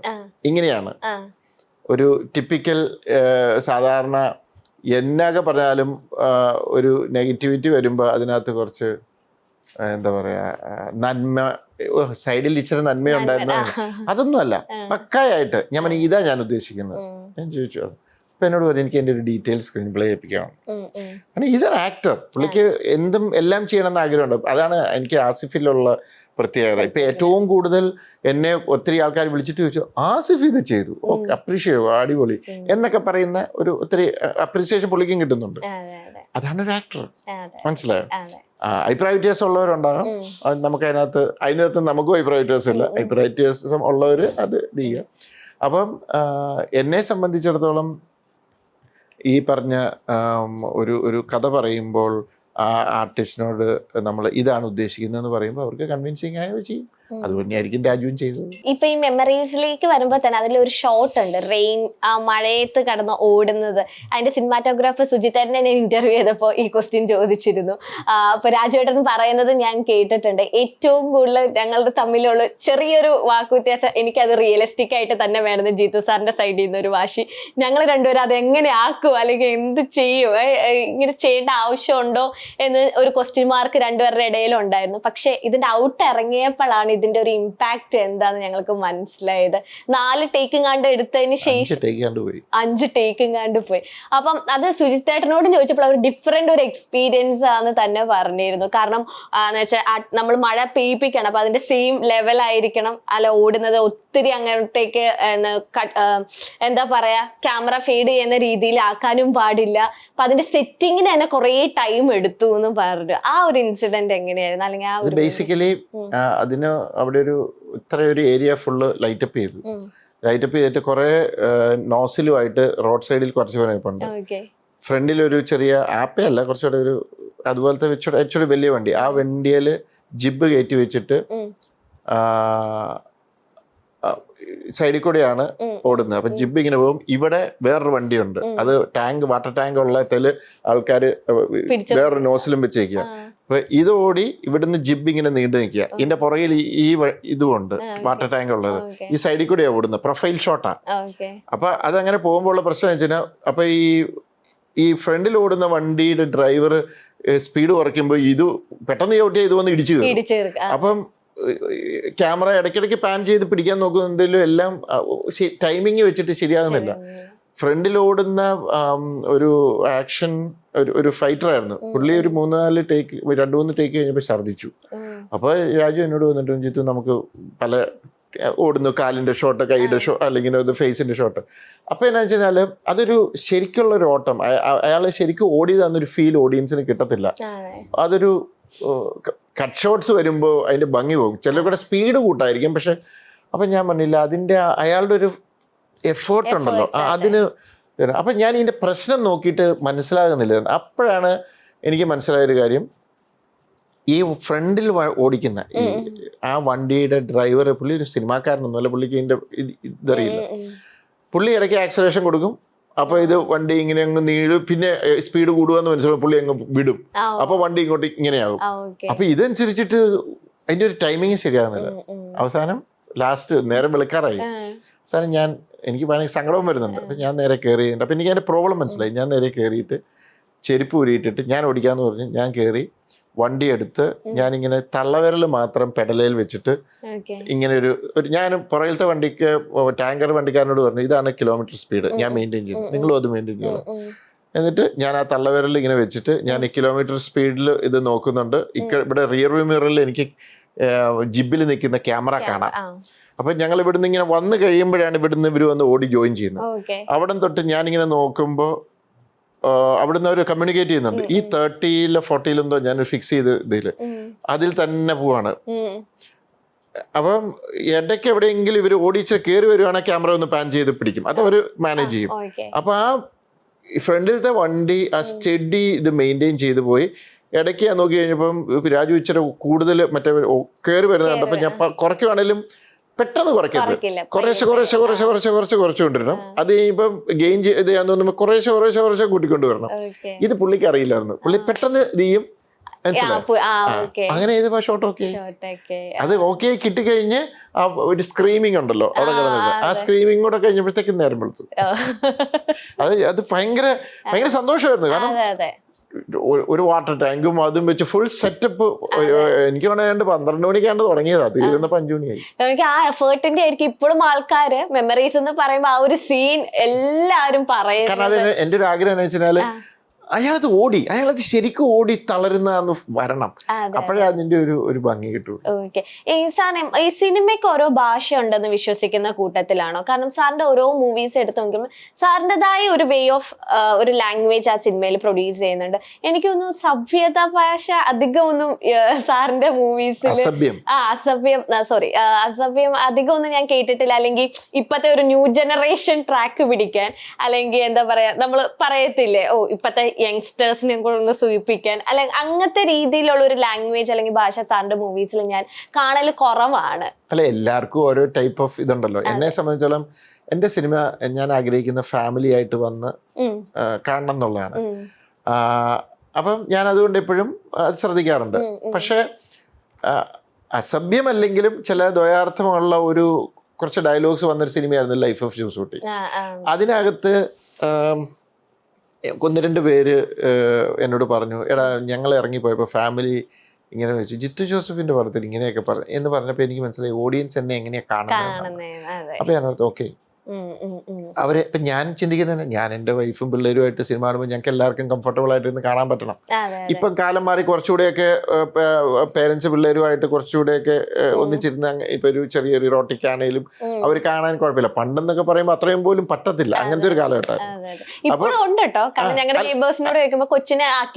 അല്ല, അതാ പറഞ്ഞേ, അതുണ്ട്. അപ്പം ഞാൻ അങ്ങനെയുള്ള കാര്യത്തിൽ വളരെ ഞാൻ കെയർഫുള്ളാണ്. അധികം ഇത് പ്രത്യേകിച്ച് ഈയിടെ ഒരു പടം ഞാൻ ചെയ്തു നേരെ, അതിനകത്തൊരു റേപ്പ് സീനുണ്ട്. ഞാൻ ഏറ്റവും ബുദ്ധിമുട്ടി ഷോട്ട് എടുത്തൊരു ഇതാണ്. കാരണം എനിക്ക് ആ റേപ്പ് ഒഴിവാക്കാൻ പറ്റത്തില്ല. ആ റേപ്പിൽ ആ പെൺകുട്ടി നമുക്ക് സിംബോളിക്കലായിട്ട് വേണേ അത് അങ്ങനെ റേപ്പ് നടന്നു എന്ന് കാണിക്കും. പക്ഷെ അതിനകത്ത് വെച്ചാൽ ആ പെൺകുട്ടി ഇയാളുടെ മുഖത്ത് തൊടണം. അപ്പം നമുക്കത് കാണിച്ചേ പറ്റൂ. എന്നാൽ അത് ഓഡിയൻസിന് അരോചകമായി തോന്നുകയും ചെയ്യാൻ പാടില്ല. അപ്പം ഞാനത് ഞാൻ എൻ്റെ സിനിമ പ്രിൻസിപ്പിൾസിലെ ചില കാര്യങ്ങളാണ്, അത് ഞാനത് ഫോളോ ചെയ്യുന്നു. എപ്പോഴും എല്ലാ മൂവീസിലും അങ്ങനെ. കാരണം അത് എനിക്കത് പ്രശ്നമാണ്. ഇപ്പൊ ഞാനൊരു എക്സാമ്പിൾ പറയാം. ഒരാള് ക്ലോസറ്റിൽ ഇരുന്നുകൊണ്ട് ഡയലോഗ് പറയുന്ന ഞാൻ ഷൂട്ട് ചെയ്യല്ല. കാരണം എനിക്കത് കാണുമ്പോൾ ഏതാണ്ട് പോലെയാണ്. പക്ഷെ എന്നിരുത്തി മറ്റുള്ളവർ ചെയ്ത് എല്ലാവർക്കും അവരുടെ സ്വാതന്ത്ര്യമുണ്ട്. എനിക്കത് കാണുമ്പോൾ ഏതാണ്ടായതുകൊണ്ട് ഞാനത് ചെയ്യുന്നില്ല. ഇതുപോലെ എല്ലാ ഡയറക്ടേഴ്സിനും കാണും ഓരോ അവരുടേതായ ഇത് കാണും. എന്റേത് ഇങ്ങനെയൊക്കെയാണ് ചില കാര്യങ്ങൾ. അതുകൊണ്ട് ഞാനത് ഇങ്ങനെ ചെയ്യില്ല. ഇപ്പൊ ഓരോ മൂവീസ് ഇറങ്ങുമ്പോൾ ചിലവര് നമ്മൾ ഇപ്പത്തെ ഈ ഒരു ജനറേഷൻ ഇത് നമുക്ക് പറ്റിയതല്ല, ഒരു ന്യൂജൻ അല്ല, പഴഞ്ചൻ പ്ലോട്ടാണ്, അല്ലെങ്കിൽ നമ്മളിങ്ങനെ ചോദിക്കും എങ്ങനെയുണ്ട് പടം എന്ന് വെച്ചിട്ടുണ്ടെങ്കിൽ കുഴപ്പമില്ല, പ്ലോട്ടൊക്കെ പഴഞ്ചനാണ്, നമുക്ക് ഈ കാലഘട്ടത്തിൽ ഇത് എത്രത്തോളം ആവും എന്നൊക്കെ അങ്ങനെ പറയും നമ്മളൊരു മൂവി. അപ്പം അക്കോർഡിംഗ് ടു യു, സാറിനെ സംബന്ധിച്ചിടത്തോളം എന്താണ് ന്യൂ ജനറേഷൻ മൂവി? അല്ലെങ്കിൽ ഇവരൊക്കെ പറയുന്നത് ഈ ന്യൂജൻ ഐഡിയാസ് അല്ലെങ്കിൽ ന്യൂജൻ സ്ക്രീൻ പ്ലേ എന്താണെന്ന് സാറിന് എപ്പോഴെങ്കിലും മനസ്സിലായിട്ടുണ്ട്? അല്ല, നമ്മളത് എനിക്ക് അങ്ങനെ ചോദിച്ചാൽ അതിനെക്കുറിച്ച് വലിയ ധാരണയൊന്നുമില്ല. നമ്മളിപ്പോൾ പുതിയ ജനറേഷൻ അല്ലെങ്കിൽ അവർക്ക് ഇഷ്ടമുള്ള കാര്യങ്ങൾ നമ്മൾ കാണുമ്പോൾ അവർ എന്താണ് നമ്മൾ ഒന്ന് മനസ്സിലാക്കാൻ ശ്രമിക്കും. ഇപ്പം ഞാൻ ചോദിക്കട്ടെ, ഇപ്പം ഞാൻ്റെയൊക്കെ കാലഘട്ടത്തിൽ പഴയ അതിലെ ബഹദൂർക്കാട് അങ്ങനെ ആ സമയത്തെ ഹ്യൂമർ, അഭിനയം എനിക്കെന്തോ ചില നാടകീയത്വമുള്ള പോലെയൊക്കെ തോന്നിയിരുന്നു. അത് കഴിഞ്ഞപ്പോൾ നമ്മുടെ ജനറേഷനിലേക്ക് വന്നപ്പോൾ അതിന് മാറ്റങ്ങൾ വന്നു. ഇപ്പം ആ പുതിയ ജനറേഷന് ചിലപ്പോൾ ഞാൻ കണ്ട ഇത് പലതും ചിലപ്പം അഭിപ്രായ വ്യത്യാസങ്ങളുണ്ട്. അത് ജനറേഷൻ മാറുമ്പോൾ അവരുടെ ടേസ്റ്റും ഇതും മാറുന്നതാണ്. അപ്പോൾ അതിനാണ് കൂടുതൽ ജനറേഷൻ ഗ്യാപ്പ് എന്ന് പറയുന്നത്. അപ്പം ഇവരുടെ പുതിയ ജനറേഷൻ എന്താ ഇഷ്ടപ്പെടുന്നതെന്ന് ചോദിച്ചാൽ അങ്ങനെയല്ല. നമ്മളിപ്പോൾ ഇവർ ഇഷ്ടപ്പെടുന്ന പല സിനിമകളും വെച്ചിട്ട് നമുക്ക് ചില എന്താ പറയുക കൺക്ലൂഷനുകളിലെത്തും.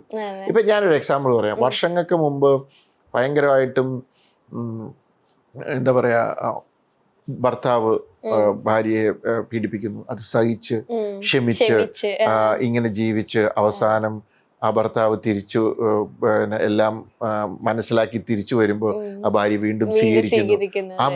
അങ്ങനത്തെ ഭാര്യമാരോ അല്ലെ അങ്ങനത്തെ ഭർത്താക്കന്മാരോ അല്ല അങ്ങനത്തെ ക്യാരക്ടേഴ്സിന് വൻ ഡിമാൻഡായിരുന്നു. അവര് ഭയങ്കര ഹീറോയിസം. ഇന്നത് ചെയ്ത് കഴിഞ്ഞാൽ പുല്ലെടുത്ത് പല കാര്യം പറയണം. ഇന്ന് പിന്നെ ഇങ്ങനെ ക്ഷമിച്ച് സഹിച്ചിരിക്കാൻ മതി, കാഴ്ചപ്പാട് മാറി. എനിക്ക് പോലും പറ്റത്തില്ല. അപ്പം എന്ന് പറയുന്ന പോലെയാണ്. കാരണം ഇപ്പോഴത്തെ പുതിയ ജനറേഷന്റെ കാഴ്ചപ്പാടുകൾ മാറുമ്പോൾ സ്വാഭാവികമായിട്ടും നമ്മൾ പഴയ കാഴ്ചപ്പാടിലുള്ള രീതിയിൽ സീക്വൻസുകൾ ചെയ്തു കഴിഞ്ഞാൽ അവർ കൊള്ളാൻ പറ്റിയെന്ന് വരില്ല. അതാണ് ബേസിക്കലി ഇമോഷനും ഹ്യൂമറും എല്ലാം ഒന്നൊക്കെ തന്നെയാണ്, പക്ഷെ അതിന്റെ രീതികൾ മാറണം. ഇപ്പൊ സാറിന്റെ മൂവീസിൽ കുറച്ച് ലാഗ് ഇടാൻ ഇപ്പൊ ദൃശ്യം 3യിലേക്ക് സ്റ്റോറി ഡിമാൻഡിങ് ലാഗ് ഇടുന്നതല്ല, നമ്മളവിടെ ഒരു പേസ് കൊടുക്കുക, അല്ല അതിന്റെ ഒരു സ്പീഡൊക്കെ കുറച്ചിട്ട് പതുക്കെ ഇത് നിർത്തി അവിടെ ഇമോഷനോ അല്ലെങ്കിൽ അതിന് വേണ്ട ഒരു സ്പേസ് കൊടുക്കുമ്പോൾ ഇപ്പോഴത്തെ ഒരു ഫിലിം ഇതിനകത്ത് ഈ റീൽസും ഒക്കെ കണ്ടിട്ട് പടപടപടാന്ന് കാര്യങ്ങൾ പോകണം. അത് പോകാതെ വരുമ്പോൾ അവർക്ക് അത് ലാഗായിട്ട് തോന്നും. ഇമ്മീഡിയറ്റ് അവർ ഫോണിലേക്ക് പോകും. അതുകൊണ്ട് പക്ഷെ ഞാൻ വിശ്വസിക്കുന്നത് അപ്പോഴും അവിടെ ആ ഒരു സ്പേസ് കൊടുത്ത് ആ ഫാമിലിയിലേക്ക് നമ്മൾ അവരെ കയറ്റണം എന്നാണ് വിശ്വസിക്കുന്നത്. മെമ്മറീസ് റിലീസ് ചെയ്തപ്പോൾ സാറിന് പേടി യങ്സ്റ്റേഴ്സ് എങ്ങനെ എടുക്കും അല്ലെങ്കിൽ അവരെങ്ങനെ ഉൾക്കൊള്ളും? കാരണം കുറച്ച് ബേസ് ആയിട്ടോ എന്ന് വെച്ചാൽ സാമിന്റെ ജീവിതം മൊത്തം കാണിച്ചേ പറ്റും, എന്നാലാണല്ലോ നമുക്ക് ആ ഒരു ഇമോഷനിലേക്ക് ഇറങ്ങാൻ പറ്റുള്ളൂ. പക്ഷേ മെമ്മറീസ് ഏറ്റവും കൂടുതൽ ഏറ്റെടുത്തത് യങ്സ്റ്റേഴ്സ് ആണ്, അല്ലെങ്കിൽ ഏറ്റവും കൂടുതൽ അതിശയിപ്പിച്ചത് സാറിന് യങ്സ്റ്റേഴ്സിന്റെ സൈഡിൽ നിന്നുള്ള റിവ്യൂസ് ആണ്. അപ്പൊ സാറിന്റെ ഓരോ മൂവീസ് ഏറ്റവും കൂടുതൽ എൻജോയ് ചെയ്യുന്നത് യങ്സ്റ്റേഴ്സ് ആയിട്ട് തോന്നിയിട്ടുണ്ട്. ഇപ്പൊ ദൃശ്യം ആയിക്കോട്ടെ അല്ലെങ്കിൽ ഊഴായിക്കോട്ടെ ഇപ്പൊ മിറാഷ് ആയിക്കോട്ടെ, എങ്ങനെയാണ് തോന്നുന്നത്? അങ്ങനെ യങ്സ്റ്റേഴ്സ് ഇതൊന്നുമില്ല. യങ്സ്റ്റേഴ്സ് തന്നെ എന്റെ സിനിമ ഇഷ്ടമുള്ളവരുണ്ട്, ഇഷ്ടമില്ലാത്തവരുണ്ട്, എന്റെ മേക്കിംഗ് സ്റ്റൈൽ ഇഷ്ടമില്ലാത്തവരുണ്ട്. ഫാമിലിയിലും ചിലപ്പം അതിനകത്ത് അഭിപ്രായ വ്യത്യാസമുള്ളവർ കാണാം. എല്ലാ ഇതിനകത്തും എല്ലാവർക്കും ഓരോ ടേസ്റ്റ് ആണ്. എനിക്കറിയാം 50 വയസ്സുള്ള ഒരു ലേഡി, പുള്ളിക്കാരത്തേക്ക് ഭയങ്കര ആക്ഷൻ സിനിമയാണ് ഇഷ്ടം.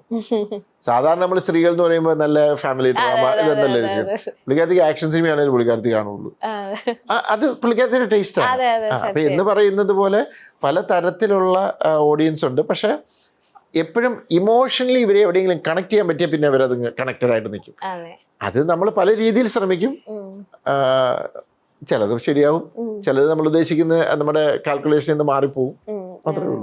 ഈ എക്സ്പെക്ടേഷൻ വെക്കുന്നതുകൊണ്ടാണ് പലർക്കും നിരാശ ഉണ്ടാകണേ എന്ന് സാറ് പറയുന്നത്.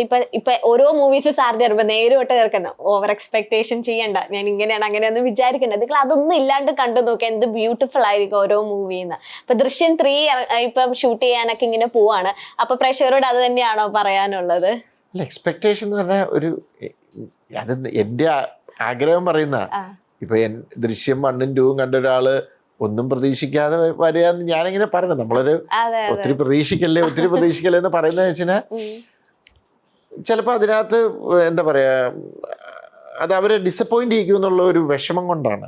കാരണം അതൊരു നല്ല സിനിമ അതിനകത്തുണ്ട്, പക്ഷെ അമിത പ്രതീക്ഷ വരുമ്പോൾ ഉണ്ടാകുന്ന ഒരു പ്രോബ്ലം ഉണ്ടല്ലോ, അത് ഉണ്ടാകാതിരിക്കണം എന്നുള്ള ആഗ്രഹം കൊണ്ട് പറയുന്നത്. നേരത്തെ ഇപ്പൊ അവര് ഓക്കെ ഞാൻ ഒന്നും പ്രതീക്ഷിക്കുന്നില്ല, വരുമോ എനിക്കറിയില്ല. നമ്മൾ നമ്മുടെ ആഗ്രഹം പറയുന്നു, അവരവരുടേതായ രീതിയിൽ കാര്യങ്ങൾ കൈകാര്യം ചെയ്യുന്നു, അത്രേ ഉള്ളൂ. അതെ, സത്യം. ഇപ്പൊ മിറാഷിൽ തന്നെ അർജുൻ ഉണ്ട്, നമ്മുടെ ബിഗ് ബോസ് കോntestant അർജുൻ ഉണ്ട്. ഇപ്പൊ സാറ് ബിഗ് ബോസിലേക്കുള്ള എൻട്രി എല്ലാം കഴിഞ്ഞിട്ട് ഇരിക്കുകയാണ് നമ്മുടെ മിറാഷ് എന്ന മൂവിക്ക് വേണ്ടി തന്നെ. അപ്പം അർജുൻ എങ്ങനെയാണ് അത് കാസ്റ്റിംഗിലേക്ക് വന്നത്? എങ്ങനെയാണ്? അല്ല, അത് ഇത് അന്ന് ഞാൻ അവിടെ പോയപ്പം അവിടെ അവര് ചെറിയൊരു ഇത് ചെയ്തിരുന്നു, ഒരു സ്കിറ്റ് പോലെ ഒരു പരിപാടി ചെയ്തിരുന്നു. അപ്പൊ അതിനകത്തുനിന്ന് ബെസ്റ്റ് എടുത്തതിനകത്ത് ഞാൻ അർജുനെ സെലക്ട് ചെയ്തു. അപ്പൊ അതിനകത്ത് ഈ ഒരു ക്യാരക്ടർ വന്നപ്പം അർജുന് കൊടുക്കാൻ തോന്നി. ഒരു IT ഒരു ടെക്കി അങ്ങനെ ഈ പ്രാവശ്യം ബിഗ് ബോസിലേക്ക് എൻട്രി ചെയ്തപ്പോ എങ്ങനെ ഉണ്ടായിരുന്നു അവിടുത്തെ കോണ്ടസ്റ്റൻസ്? സാറ് ടൈം കിട്ടാറുണ്ടോ? എങ്ങനെയാണ്? ഞാൻ വല്ലപ്പോഴും ഒക്കെ കാണാറുള്ളൂ, എനിക്ക് അങ്ങനെ ടൈം കിട്ടാറില്ല. പിന്നെ എഴുത്തും ഒക്കെ ഉള്ളതുകൊണ്ട് ഞാൻ മിക്കവാറും അങ്ങനെ TV കാണിച്ചൊക്കെ കുറവാണ്. ഇത്തവണ എന്നാ വെച്ചാൽ ഫുൾ ഹൗസിനകത്ത് കയറാൻ പറ്റി. എനിക്ക് ഇന്നത് ഉണ്ടെന്ന് ഇത്തവണ അകത്ത് കയറി ആക്ടിവിറ്റിയിൽ ഇത് കയറി അവരുടെ ഒരു എന്താ പറയാ ഹോം ടൂർ ഒക്കെ ഉണ്ടായിരുന്നു. എല്ലാ സ്ഥലങ്ങളും ഒക്കെ കാണിച്ചു തന്നു. അവിടെ ചെന്നപ്പോ ഭയങ്കര എക്സൈറ്റ്മെന്റ് ആയിരുന്നു അവർക്ക്. അവരിങ്ങനെ 50 ദിവസമായിട്ട് ഇങ്ങനെ totally out of the world ഇങ്ങനെ കട്ടായിട്ട് നിൽക്കല്ലേ. സാറിന് അങ്ങനെ പറ്റുമോ? ഒരു 100 ദിവസം ഒരു വീടിന്റെ ഉള്ളിൽ വേറെ ഒരു കോണ്ടാക്റ്റും ഇല്ല, ഇങ്ങനെ വ്യത്യസ്തമായിട്ടുള്ള ആൾക്കാരുടെ കൂട്ടത്തില് എങ്ങനെയായിരിക്കും? ആ സെറ്റപ്പിൽ പറ്റുന്നല്ല. ഒന്നാമത് അവിടെ നേരെ ഭക്ഷണം തരികയല്ല, മനസ്സിലായോ? പിന്നെ നമുക്ക് TV ഇല്ല, മൊബൈൽ ഇല്ല. അത് മൊബൈൽ വേണമെന്നില്ല, എനിക്കൊരു TV ന്യൂസും ഒക്കെ കണ്ട് ഈ പറഞ്ഞ പോലെ നമുക്ക് ഇഷ്ടമുള്ള ഭക്ഷണമൊക്കെ ഇടയ്ക്ക് കഴിച്ച് അത് ഇല്ലെങ്കിൽ ഞാൻ ചിലപ്പോൾ അത് പൊളിച്ചു കാണും. അല്ല, എനിക്ക് പറ്റാത്ത കാര്യം നമ്മൾ ചെയ്തിട്ട് കാര്യമില്ല. അപ്പൊ അവിടെയൊക്കെ പോയാൽ നമ്മുടെ തനി സ്വഭാവം പുറത്തു വരും. അതാണ് എല്ലാരും പറയുന്നത്, ആ ബിഗ് ബോസിലേക്ക് പോയിട്ടുണ്ടെങ്കിൽ തനി സ്വഭാവം. പിന്നെ ഞങ്ങൾ എല്ലാരും ഇപ്പൊ ബിഗ് ബോസ് കണ്ടില്ലേലും ലാലേട്ടന്റെ എപ്പിസോഡിന് വേണ്ടി വെയിറ്റ് ചെയ്യാറുണ്ട്, സാറ്റർഡേ സൺഡേ. അപ്പൊ ഈ ദൃശ്യം 3 ഷൂട്ട് തുടങ്ങുമ്പോ സാറ്റർഡേ സൺഡേ ലാലേട്ടൻ ഉണ്ടാവില്ലല്ലോ? ഉണ്ട്. ഞങ്ങളുടെ എല്ലാ ഈ പറഞ്ഞ ആ ദിവസങ്ങളിൽ ലാൽ സാർ പോകും. അങ്ങനെയാണ് ഡേറ്റ്സ് നമ്മൾ ചാർട്ട് ചെയ്തേക്കുന്നത്. ലാലേട്ടന്റെ എപ്പിസോഡ് എപ്പോഴെങ്കിലും കണ്ടിട്ടുണ്ടോ വന്ന് ഇവരെ വഴക്ക് പറയുന്നതോ? അത് ഞാൻ ഈ യൂട്യൂബിൽ എവിടെയോ കണ്ട് ഞാൻ കണ്ടതാ. ഞാൻ പറഞ്ഞില്ല, ഞാനിത് എനിക്ക് അങ്ങനെ ഫോളോ ചെയ്യാൻ പറ്റുന്ന ഒരാളല്ല, പറ്റാറില്ല. ഒന്നാമത് ഇന്നവരെ ഞാൻ 1-2 എപ്പിസോഡിന് കുറച്ച് കണ്ടുമ്പോഴത്തേക്കും വേറെ എന്തെങ്കിലും പരിപാടി വന്നങ്ങ് പോകും. പിന്നെ ബാക്കി ഇടയ്ക്ക് ഉണ്ട് അവിടെ അടിയും ബഹളമൊക്കെ ഉണ്ട്. അപ്പൊ അതിന്റെ വിഷ്വൽസ് യൂട്യൂബിൽ വന്നപ്പോ ഇങ്ങനെ പറഞ്ഞ അടി, അപ്പൊ എന്താന്ന് ക്യൂരിയോസിറ്റി പോയി നോക്കി, അത്രേ ഉള്ളൂ. അല്ല അതെങ്ങനെ ലാൽ സാർ തന്നെ എവിടേക്കോ ഇങ്ങനെ വഴക്ക് പറയുന്നതും പിന്നെ ഇടയ്ക്ക് എന്തോ ഒരു ലാൽ സാർ ഒത്തിരി ഇങ്ങനെ ഒരു മറുപടി കേട്ട് ചിരിക്കുന്നതും അങ്ങനത്തെയൊക്കെ അത് കണ്ടിട്ടുണ്ട്. ഇപ്പം സാറിന്റെ ഏതൊരു പുരുഷന്റെ ബാക്കിൽ ഒരു സ്ത്രീ ഉണ്ടാവും എന്ന് പറയുന്ന പോലെ സാർ എപ്പോഴും പറയാൻ ആഗ്രഹിക്കുന്ന എന്റെ സക്സസിന്റെ ബാക്കിൽ ഒരുപാട് സ്ത്രീകൾ ഉണ്ടെന്നാണ്. വൈഫ്, അമ്മ, കുട്ടികൾ, അല്ലെ, 2 കുട്ടികൾ. അപ്പം അവരെ ഓരോ ഘട്ടത്തിലും അവരെ എത്രത്തോളം ആണ് സാറിനെ സപ്പോർട്ട് ചെയ്യുന്നത്, ഏറ്റവും കൂടുതൽ ക്രിറ്റിസൈസും ചെയ്യുന്നതും കുട്ടികളാണ് എന്ന് പറഞ്ഞിട്ട് രാജേട്ടൻ പറഞ്ഞിട്ടുണ്ട്. നല്ല കഴിവുള്ള, ഫിലിമിനെ കുറിച്ച് ബോധമുള്ള 2 മക്കളാണ് ജീത്തു ജോസഫിന്റെ. അതെ, രാജേട്ടൻ പറഞ്ഞിട്ടുണ്ട്. അവർക്ക് നല്ല സെൻസ് ഉണ്ട്, എന്താണ് എന്ന് അവർക്ക് കൃത്യമായിട്ട് അവരോട് വിളിച്ചു വെച്ചാൽ അത് അച്ഛന്റെ പടം ഒന്നും നോക്കൂല, കറക്റ്റ് ആയിട്ട് തന്നെ പറയും എന്നാണ് പറഞ്ഞേക്കുന്നത്. ഭയങ്കര സെൻസ് ഉള്ള, ഫിലിമിനെ കുറിച്ച് ബോധമുള്ള 2 കുട്ടികളാന്ന് പറഞ്ഞേക്കുന്നവരുണ്ട്. എനിക്കറിയില്ല, ഇപ്പൊ ആർക്കപ്പോ എല്ലാവർക്കും അവരുടേതായ അഭിപ്രായങ്ങളുണ്ട്. പുതിയ ജനറേഷൻ ഇപ്പൊ എല്ലാവർക്കും, അതുകൊണ്ടല്ലേ ഇപ്പൊ എല്ലാരും റിവ്യൂസ് അല്ലേ, മനസ്സിലായി? ഒരു മൊബൈൽ ഉണ്ടെങ്കിൽ ഒരു സ്ഥലം എവിടെ നിന്ന് വേണേലും റിവ്യൂ ചെയ്യാം, അതുപോലെയല്ല. അപ്പൊ അവരവരുടെ അഭിപ്രായം പറയും, അവർ ചില കാര്യങ്ങൾ ഇങ്ങനെ പറയും. പിന്നെ ഈയിടെ എന്നോട് പറഞ്ഞു ഡാഡി ഇങ്ങനെ ഇപ്പൊ എല്ലാരും ഭയങ്കര സെൽഫ് മാർക്കറ്റിംഗ് ഒക്കെ ഉണ്ട്, കുറച്ച് ഡാഡി ഇങ്ങനെ പതുക്കെ ഇങ്ങനെ പതുങ്ങി. ഞാൻ പറഞ്ഞു എനിക്കങ്ങനെ പറ്റത്തില്ല, എനിക്ക് അറിയില്ല. ഞാൻ സിനിമ കഴിഞ്ഞ് വീട്ടിൽ പോകുന്നു, ഇത് ചെയ്തു, പടം ഓടിയില്ല, ഓക്കെ, നമ്മൾ അടുത്ത സിനിമ അങ്ങനെയൊക്കെ പോകുന്നു. ഇപ്പൊ എല്ലാരും ഭയങ്കരമായിട്ട് ഇങ്ങനെ ബൂസ്റ്റ് ചെയ്യുന്നു. എന്തെങ്കിലും ആയിക്കോട്ടെ, നമ്മുടെ അത് ഞാൻ വിശ്വസിക്കുന്നത് നമ്മുടെ വർക്കിനനുസരിച്ച് ഇഷ്ടപ്പെടുന്നവര് നമ്മളെ ഇഷ്ടപ്പെടുമ്പോ അത് ഓർഗാനിക്കലി വരണം എന്നുള്ളതാണ് ഞാൻ ആഗ്രഹിക്കുന്നത്. പിന്നെ നമ്മുടെ സിനിമയുടെ ചില കാര്യങ്ങൾ പറയുമ്പോൾ ഇത് ശരിയായില്ല, ഇത് ഞങ്ങൾക്ക് അങ്ങനെ അല്ല ശരിയായില്ലെന്നാ, ഇത് ഞങ്ങൾക്ക് വർക്കൗട്ട് ആയില്ല, അല്ലെങ്കിൽ ഇത് ഇങ്ങനെയാണ്, ഈ സീൻ ഇങ്ങനെയാണെന്ന് തോന്നി, അവരുടെ അഭിപ്രായം പറയും. ചിലതിനകത്ത് എനിക്ക് തർക്കിക്കും, ഞങ്ങൾ തമ്മിൽ ചിലപ്പോൾ തർക്കം ഉണ്ടാകും. ലിൻഡ ആണെങ്കിലും വായിച്ചിട്ട് ലിൻഡയുടേതായ ഒപ്പീനിയൻ പറയും. അപ്പൊ ക്രിട്ടിസൈസും സൈഡില്. പിന്നെ എൻ്റെ ഒരു അമ്മച്ചിയുണ്ട്, പുള്ളിക്കാരത്തി പിന്നെ ഞാൻ ചെയ്യുന്ന എല്ലാം അമ്മച്ചിക്ക് ബെസ്റ്റാണ്. അതിന് അങ്ങനത്തെ ഒരു അമ്മയാണ്, അത് അമ്മയാണ്, മനസ്സിലായോ? ബെസ്റ്റാണ് അത്. പക്ഷെ ഭയങ്കര സ്ട്രോങ് സപ്പോർട്ടാണ്. എൻ്റെ ഇതിൻ്റെ ഇതാണ്, നീ ഒന്നും പറയണ്ടടാ, ഇതാണ്, യു ആർ എ ഫൈറ്റർ എന്ന്. She's also fighter, actually she's A cancer survivor. പുള്ളിക്കാരത്തി ഒരു ഫൈറ്റർ. അപ്പം എന്നോട് പറയും അങ്ങനെയാണ്. അപ്പം അമ്മച്ചിയുടെ ഒരു ക്യാരക്ടർ എന്ന് പറഞ്ഞാൽ ഇപ്പം നമ്മൾ ആകാശം ഇടിഞ്ഞു വരിക എന്ന് പറഞ്ഞു കഴിഞ്ഞാൽ നോക്കിയിട്ട് പറയും വരട്ടെ, ഒരു മുട്ട് കൊടുത്ത് നോക്കാം, ഇതാണ് പുള്ളിക്കാരത്തിന്റെ ക്യാരക്ടർ. അതിൽ നിന്നായിരിക്കാം എനിക്ക് ഇത് കിട്ടിയത്. ഇതിനെ കുറിച്ചൊന്നും ഓർത്ത് വലിയ ടെൻഷൻ ആകണ്ട, എല്ലാം ശരിയാവും, അങ്ങനെയാണ് ഇങ്ങനെയാണ്. ബേസിക്കലി ഇവരെല്ലാം എല്ലാവർക്കും ഒരു സപ്പോർട്ട് വേണമെന്ന് വിശ്വസിക്കുന്നത്. എനിക്ക് എന്തായാലും ആരെങ്കിലുമൊക്കെ സപ്പോർട്ട് വേണം. പിന്നെ എൻ്റെ ടീം, എൻ്റെ ADs അടക്കം എല്ലാവരും, ഞങ്ങൾക്കൊരു ടീമുണ്ട്. ഇവിടെ ആയിരുന്നാണ് ഞങ്ങളുടെ 10-22 പേര് സ്ക്രിപ്റ്റ് ഡിസ്കഷൻ. അവരുടെ അഭിപ്രായങ്ങൾ എല്ലാവരും തുറന്നു പറയും, അവർ മുഖത്ത് പറയും, ഇല്ല സാർ ആ ഏരിയ ഞങ്ങൾക്ക് ഇഷ്ടപ്പെട്ടിട്ടില്ല, എനിക്കിവിടെ ഇങ്ങനെ പ്രശ്നം. നമ്മൾ സ്ക്രിപ്റ്റ് വായിച്ചിട്ട് അവരോട് പറഞ്ഞത് നിങ്ങൾക്ക് എന്ത് തോന്നി അത് പറയണം എന്നാണ് പറയുന്നത്. അപ്പൊ അങ്ങനത്തെ ഡിസ്കഷൻ ഉണ്ട്. അതുകൊണ്ട് തന്നെയാണ് എനിക്ക് ഈ റിവ്യൂവേഴ്സ് ക്രിട്ടിസൈസ് ചെയ്യുമ്പോഴൊന്നും എനിക്കത് വലിയ പ്രശ്നമായിട്ട് തോന്നാത്ത. കാരണം ഞാനിത് നമ്മുടെ വീട്ടിലും നമ്മുടെ കൂടെ നിൽക്കുന്നവരും ഇത് നമുക്ക് ചെയ്യുന്നത് ഞാൻ എക്സ്പീരിയൻസ് ചെയ്യുന്ന ഒരാളാണ്. പിന്നെ ഞാൻ തന്നെ എപ്പോഴും പറയാറുണ്ട്, ഞാൻ എഴുതുന്ന എല്ലാം മഹത്തരമാണെന്നൊന്നും ഞാൻ വിശ്വസിക്കാറില്ല. ചിലത് ഒത്തു വരുന്നു, അതൊരു ദൈവാനുഗ്രഹം മാത്രമേ ഉള്ളൂ. ഇപ്പൊ മെമ്മറീസിൽ പ്രിവ്യൂ കാണിച്ചപ്പോൾ സാർ സെലക്റ്റഡ് ആയിട്ട് കുറച്ച് ആൾക്കാരെ വിളിച്ച് പ്രിവ്യൂസ് കാണിക്കാറുണ്ട്. അപ്പൊ അങ്ങനെ പ്രിവ്യൂസ് കാണിച്ചപ്പോൾ അതിൽ ഒരാൾ പറഞ്ഞു ഇത് ആഡ് ചെയ്തിട്ടുണ്ടെങ്കിൽ അത് കുറച്ചും കൂടെ ഭംഗിയായിരിക്കും, അല്ലെങ്കിൽ അതെന്ത്. അപ്പൊ 3 ദിവസമുള്ളൂ റിലീസ് ആകാനായിട്ട്, പക്ഷെ സാർ അത് ഷൂട്ട് ചെയ്യിപ്പിച്ചു. അത് ഷൂട്ട് ചെയ്യേണ്ടതല്ലായിരുന്നു, ആവശ്യമൊന്നുമില്ല. അതെന്ന് വെച്ചാൽ ലാസ്റ്റ് അതിനകത്ത് ശ്രീകുമാറിന്റെ ക്യാരക്ടറിന് അവസാനം വന്ന് ശ്രീകുമാറിന്റെ ക്യാരക്ടറിനെ റിവീൽ ചെയ്ത് കഴിഞ്ഞപ്പം പുള്ളി പെട്ടെന്ന് ചോദിച്ചു, ഇയാളിത് ഇവിടുന്ന് വന്നു, ഇയാളിത് വേറെ എവിടെയോ ഉണ്ടായിരുന്നെന്ന് ചോദിച്ചു. ഞാൻ പറഞ്ഞു, തുടക്കത്തിൽ നമ്മൾ കാണിച്ചില്ലായിരുന്നു ഇങ്ങനെ സൈഡിൽ ഇങ്ങനെ നിൽക്കുന്നത്. അയ്യോ അത് എനിക്ക് രജിസ്റ്റർ ആയില്ല കേട്ടോ, അത് അയാളോടെ ഉണ്ടെന്ന് എനിക്ക് മനസ്സിലായില്ല എന്ന് പറഞ്ഞു. അപ്പൊ എനിക്ക് അങ്ങനെ ഒരു അപകടം തോന്നി. കാരണം ശ്രീകുമാറിനെ നമ്മള് ഇതായിട്ട് കാണിച്ചില്ലായിരുന്നു. ശ്രീകുമാറിനെ റിവീൽ ചെയ്യുന്ന സമയത്ത് ഇത് ആരാന്ന് പെട്ടെന്ന് കമ്മ്യൂണിക്കേറ്റ് ചെയ്യില്ല. അപ്പൊ ഞാൻ അപ്പൊ തന്നെ എഡിറ്ററെ വിളിച്ചിട്ട് പറഞ്ഞു, ആ ഷോട്ട് പുള്ളി ഇങ്ങനെ പെട്ടെന്ന് ഇത് പറഞ്ഞു കഴിയുമ്പോഴത്തേക്കും പുള്ളി റിക്കളക്ട് ചെയ്യുന്ന പോലെ ആ പുള്ളി ബാക്ക്ഗ്രൗണ്ടിൽ നിൽക്കുന്ന ആ ഷോട്ട് ഒന്ന് ഇട്ട് കൊടുത്തേക്കാൻ പറഞ്ഞു. അങ്ങനെ ഇട്ടു. ഇപ്പോഴും അങ്ങനെ ഓരോ മൂവീസ് ചെയ്യുമ്പോഴത്തേനും പ്രിവ്യൂസ് ഇങ്ങനെ സെലക്ടഡ് ആൾക്കാരെ വെച്ച് കാണിപ്പിക്കാറുണ്ടോ? അവരുടെ സജഷൻസ് എല്ലാ സിനിമയ്ക്കും കാണിക്കും, സമയം കിട്ടിയ എല്ലാ സിനിമയ്ക്കും കാണിക്കും. അത് കാണിച്ചു കഴിയുമ്പോ ഇത് ഇങ്ങനെയാണ്, അതങ്ങനെയാണ്, ഇതിങ്ങനെയാണ് എന്ന് പറഞ്ഞ് പല അഭിപ്രായങ്ങൾ എടുക്കും. അത് ഞാനെപ്പോഴും ചെയ്യും. വേറൊന്നുമല്ല, ഒരു ഫ്രഷ് ആയിട്ടുള്ള. കാരണം നമുക്ക് കുറച്ച് നമ്മൾ സ്ക്രിപ്റ്റ് എഴുതി ഷൂട്ട് ചെയ്തു, എഡിറ്റ് ചെയ്തു, ഡബിങ് ഒത്തിരി സമയത്ത് കാണുന്നുണ്ട്. കുറച്ച് കഴിയുമ്പോൾ നമ്മുടെ ജഡ്ജ്മെന്റ് പോകും. അപ്പം നമ്മൾ ഫ്രഷ് ആയിട്ടുള്ള ഒരു ഓഡിയൻസിനെ കൊണ്ട് കാണിക്കുമ്പോൾ അവര് വന്നിട്ട് ഇത് ഇങ്ങനെ തോന്നി, ഇതിങ്ങനെ തോന്നി, ഇത് ശരിയായിട്ടില്ല, അങ്ങനെ പറയും. അപ്പൊ അത് ഞങ്ങൾ റെക്ടിഫൈ ചെയ്യാൻ നോക്കും. അപ്പൊ അതുകൊണ്ടാണ് അങ്ങനെ പ്രിവ്യൂസും കാര്യങ്ങളൊക്കെ. പ്രിവ്യൂസ് എന്ന് പറയുമ്പോൾ എന്റെ വീട്ടിൽ ഹോം തിയേറ്ററിൽ ഇടും, നമ്മൾ കുറെ പേരെ വിളിക്കും, അത് കാണിക്കും. അതില് ഇപ്പൊ ഈ ദൃശ്യം 3-യുടെ മക്കളുടെ സപ്പോർട്ട് എങ്ങനെയാ? മക്കൾ ഇതിലും പ്രവർത്തിക്കുന്നുണ്ടോ? കാരണം സാറിന്റെ നേരിലൊക്കെ അവരും ഇല്ല. മൂത്തയാളിപ്പം ഒരു പടം കഥ ഒരു സ്ക്രിപ്റ്റ് ചെയ്ത് അതിന്റെ പരിപാടിയായിട്ട് മുന്നോട്ട് സിനിമ ചെയ്യാനായിട്ടുള്ള പരിപാടി ആലോചിക്കുന്നു. ഇളയ ആളിപ്പം ഞങ്ങൾക്കൊരു ലൈൻ പ്രൊഡക്ഷൻ കമ്പനി ഉണ്ട്, ബെഡ് ടൈം സ്റ്റോറീസ്. പുള്ളിയാണ് അത് ഇപ്പൊ 3 പ്രൊജക്ട് 4 പ്രൊജക്ട് പുള്ളി നോക്കുന്നുണ്ടായിരുന്നു. നുണക്കുഴി, മിറാഷ്, ദൃഢം എന്നും പറഞ്ഞ എന്റെ അസോസിയേറ്റ് ചെയ്ത പടം, പിന്നെ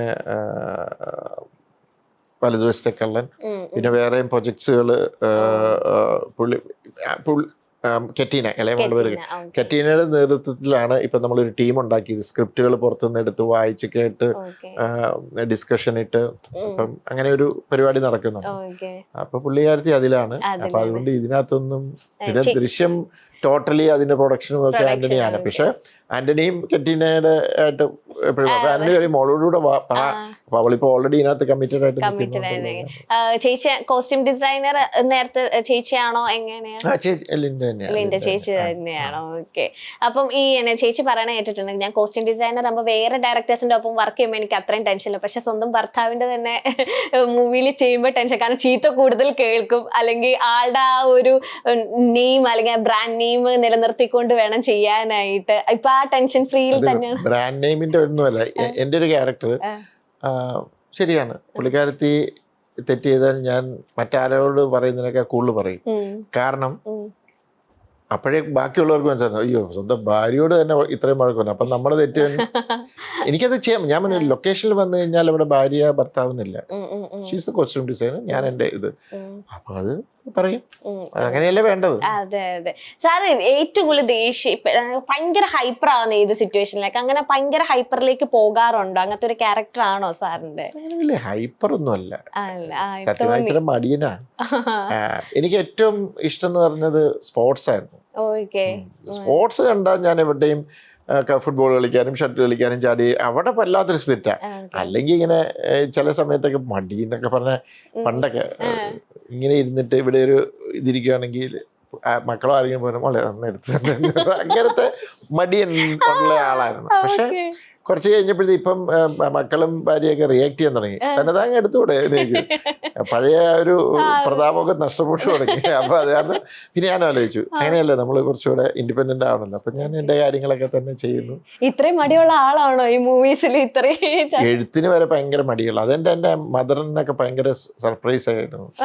അയ്യോ നീ ഇത്രയും സ്ക്രിപ്റ്റ് ഒക്കെ എഴുതിയോ, നീ ഇത്രയും എഴുതാൻ മടിയുള്ള ഒരുത്തന്നു. അങ്ങനെ പോകുന്നു. അപ്പൊ ഈ ശരിക്കും മടി ഉള്ളത് കൊണ്ടാണ് ഒരു കംഫർട്ട് സോൺ ആയിട്ടാണോ കുറച്ച് മൂവീസ് ചെയ്താൽ മതി, അങ്ങനെ ധൃതി പിടിച്ച് ചെയ്യണ്ട അങ്ങനെ? അതൊക്കെയായിരുന്നു ആഗ്രഹം. എന്നിട്ട് ഇപ്പൊ നോക്കി വാലിന് തീ പിടിച്ച പോലെ സിനിമ ചെയ്തുകൊണ്ടിരിക്കുന്നത്. പെട്ടുപോയതാണ്. എനിക്ക് ഇങ്ങനെ പോകണം താല്പര്യമില്ല. ഒരു കുറച്ച് കമ്മിറ്റ്മെന്റ്സ് ഉണ്ട്, അതങ്ങ് തീർത്ത് കഴിഞ്ഞാൽ പതുക്കെ സ്ലോ ഡൗൺ ചെയ്യണം എന്ന് തന്നെയാണ് എനിക്ക് ആഗ്രഹം. കാരണം ഞാൻ ഇച്ചിരി പറഞ്ഞില്ലേ, നമ്മൾ വിശ്വസിച്ച് കുറച്ച് പേര് കൂടെ വന്ന് നമ്മളിത് ചെയ്യുമ്പോൾ നമ്മളത് എനിക്കത് പറയാൻ വിഷമമാണ്. എനിക്ക് അങ്ങനെ പറയാൻ ബുദ്ധിമുട്ടുള്ള കൂട്ടത്തിലാണ്. അല്ല, യെസ് അല്ലെങ്കിൽ ഓക്കെ പറഞ്ഞ ഒരാളോട് പിന്നെ നോ പറയാൻ ബുദ്ധിമുട്ടാണ്. സ്ട്രെയിറ്റ് അവേ ആദ്യം വരുമ്പോൾ ഇപ്പൊ എൻ്റെ അടുത്ത് ഒരാൾ ഒന്ന് കഥ പറഞ്ഞു ഞാൻ പറയും, ഞാൻ ഏറ്റവും ഇത് ചെയ്യുന്നൊരു കാര്യമാണ്, നോക്കട്ടെ, പറയാം, ആലോചിക്കാം. ഞാൻ പറയില്ല ഞാൻ വർക്ക് ആകുന്നില്ല, നിങ്ങൾ വേറെ ആരെങ്കിലും ചെയ്തു. ഞാൻ ഇതും പറയും, ഞാനിത് കൊള്ളില്ല എന്ന് പറഞ്ഞുകൊണ്ട് ഇതൊരിക്കലും മോശമാണെന്നില്ല. ചിലപ്പോൾ അത് വേറെ അങ്ങനെയൊക്കെ പറയാറുണ്ട്. കാരണം അതാണ് സത്യവും. പക്ഷെ ഞാൻ ഇപ്പോ പറഞ്ഞു നമുക്ക് നോക്കാം എന്ന് പറഞ്ഞ് കൂട്ടിക്കൊണ്ട് ഇതുമായിട്ട് ചെയ്ത് കുറെ വർക്കപ്പ് ചെയ്ത് എടുത്ത് വന്നു കഴിഞ്ഞ് കഴിഞ്ഞാൽ ഒട്ടും പറ്റിയാലേ മാത്രമേ ഞാൻ അങ്ങനെ പറയുള്ളൂ. അല്ലെങ്കിൽ ഞാനത് എങ്ങനെയെങ്കിലും ചെയ്തു കൊടുക്കാൻ നോക്കും. ഇപ്പൊ പക്ഷെ ഞാൻ വെച്ചാൽ നമുക്കൊന്ന് ട്രൈ ചെയ്ത് നോക്കാം, വർക്കൗട്ട് ആയില്ല ഞാനതങ്ങ് വിടും കേട്ടോ, ഇങ്ങനെയൊരു ഒരു ഇത് കൊടുക്കും, സൂചന കൊടുക്കും. അല്ലെ, നമ്മൾ നോക്കട്ടെ എന്ന് പറയുമ്പോൾ അവർക്കൊരു പ്രതീക്ഷ വരികയാണ്. അതുപോലെ എനിക്കറിയാം, എനിക്ക് മറ്റുള്ളവരെ കഷ്ടപ്പെടുത്താനായിട്ട് ഞാന് ഒരിക്കൽ എൻ്റെ അടുത്ത് ഒരു പയ്യൻ കഥ പറയാൻ വന്ന് ഞാൻ തുടക്ക സമയത്താണ് വന്ന് കഥ പറഞ്ഞിട്ട്, ഞാനന്ന് ഫ്ലാറ്റില്ല താമസിക്കുന്നത്. അപ്പം കഥ പറഞ്ഞിട്ട് ആ പയ്യൻ തിരിച്ച് നടന്നങ്ങ് പോവാണ്. അപ്പം ഞാൻ ആ ഫ്ലാറ്റിന്റെ ബാൽക്കണിയിൽ നിന്ന് നോക്കി കഴിഞ്ഞപ്പോൾ ഒരു രീതിയിലും പറ്റത്തില്ല കഥ. ഞാനിങ്ങനെ നോക്കി കഴിഞ്ഞപ്പം അവന് കുറച്ച് ദൂരെ നിന്നാണ് വന്നത്. അവൻ്റെ വീട്ടിൽ ഞാൻ എൻ്റെ മനസ്സിൽ വന്ന ചിന്തയാണ്, അവൻ്റെ ഫാദറും മദറോ അല്ല അവൻ്റെ ബ്രദറോ അവരൊക്കെ ഇങ്ങനെ വീട്ടിൽ എൻ്റെ മോൻ കഥ പറയാൻ പോയിരിക്കുകയാണ്, എന്തായിരുന്നു അവർ പ്രതീക്ഷിച്ചിരിക്കുമായിരിക്കും. അപ്പോൾ പാവം കഷ്ടപ്പെട്ട് ഇവിടം വരെ വന്നു, ഇത് ചെയ്തു, തിരിച്ചു പോകുന്നു. ഒന്നും നടക്കില്ല. കാരണം എനിക്കറിയാം പുള്ളിക്ക് എഴുതാൻ പറ്റില്ല, പുള്ളിയുടെ ഒരു ആഗ്രഹം മാത്രമാണ്. അപ്പോൾ അതെന്നെ ഭയങ്കരമായിട്ട് ടച്ച് ചെയ്തിരുന്നു. അന്ന് തന്നെ ഞാൻ ഓർത്തു, വെറുതെ ആരെയും കഷ്ടപ്പെടുത്തരുത്, വീട്ടിൽ വരുത്തി ഇത് ചെയ്ത്. അതുകൊണ്ട് ഞാൻ അഭിനയിക്കാനാണേലും കഥ പറയാനാണെങ്കിലും ഞാൻ ആരും ഇങ്ങോട്ട് വരണ്ട, ഒരു ഇമെയിൽ ഐ ഡിയും കാര്യങ്ങളും ഒക്കെ ഉണ്ട്, അതിനകത്ത് ഇടുക, എന്നിട്ട് പറ്റുന്നതാണെങ്കിൽ ഞാൻ അറിയിക്കാം, ഞങ്ങൾ റെസ്പോണ്ട് ചെയ്യും. ഇപ്പൊ കഥകൾ സ്വീകരിക്കുന്നുണ്ടല്ലോ, നമുക്ക് ഉണ്ട് അല്ലെങ്കിൽ ഇല്ല എന്നുള്ളതിന് റെസ്പോണ്ട് ചെയ്യും.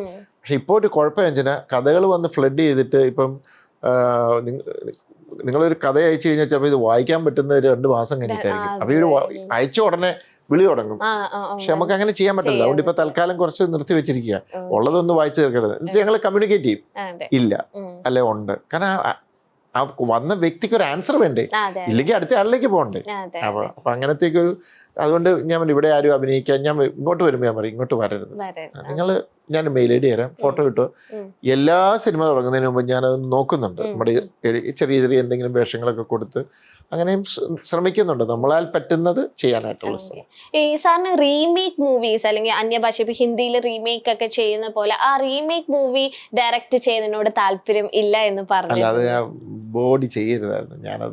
അത് ആക്ച്വലി അതും പറ്റിയത് അതിവിടെ വന്നത് അന്ന് അത് വേറെ രീതിയിൽ, ഈ ഇപ്പൊ നമ്മൾ ഹിന്ദിയിൽ കണ്ട രീതിയിലല്ലാതെ അതിന് ഒത്തിരി മാറ്റങ്ങൾ വരുത്തിയത് ഇവിടെ ഒരു അതും ഈ പറഞ്ഞ പോലെ മമ്മൂക്ക വെച്ച് ചെയ്യണമെന്ന് പറഞ്ഞ പ്രൊഡക്ഷൻ കമ്പനി വന്നതാണ്. അപ്പൊ അതിനകത്തും അതെന്തോ ഇപ്പം നമ്മൾ കണ്ട ഇതല്ല, അതിനകത്ത് വേറൊരു ബെറ്റർ വേർഷൻ ഉണ്ടായിരുന്നു മലയാളത്തിന് വേണ്ടി.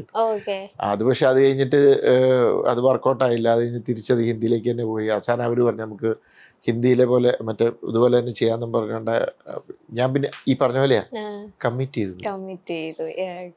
ചെയ്ത് പോയിട്ട് പിന്നെ അതിൽ നിന്ന് ബാക്കൗട്ട് ചെയ്യാൻ ഒരു മടി അത് പോയി പിന്നെ അങ്ങ് ചെയ്തു. പിന്നെ ശരിയായില്ല, എനിക്കൊരു സുഖം തോന്നിയില്ല. അതൊരു ഒത്തിരി പ്രശ്നങ്ങളായിരുന്നു.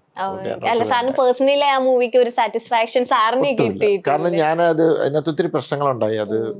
അതുകൊണ്ട് ഞാൻ ഓർത്തു അതുകൊണ്ടാണ് ഇനി റീമേക്ക് മൂവീസ് ഡയറക്റ്റ് ചെയ്യുന്നില്ല എന്നൊരു തീരുമാനം. അതിന്റെ ആവശ്യമില്ല. ഞാൻ എൻജോയ് ചെയ്തില്ല, ഒത്തിരി പ്രശ്നങ്ങളും ഉണ്ട്.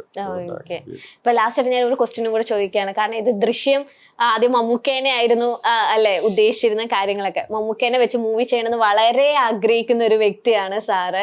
ഓരോ പ്രാവശ്യം നിങ്ങളുടെ കണ്ടുമുട്ടയിലും നിങ്ങൾ തന്നെ പറയാറുള്ള ഒരു ആശയം കൂടെയാണ് അത്. ഇനി ദൃശ്യം 3ക്ക് ശേഷം മമ്മൂക്കയായിട്ട് നല്ല പ്രൊജക്ട് വന്നോ, നല്ല സ്റ്റോറിക്ക് വേണ്ടിയാണ് സാറ്?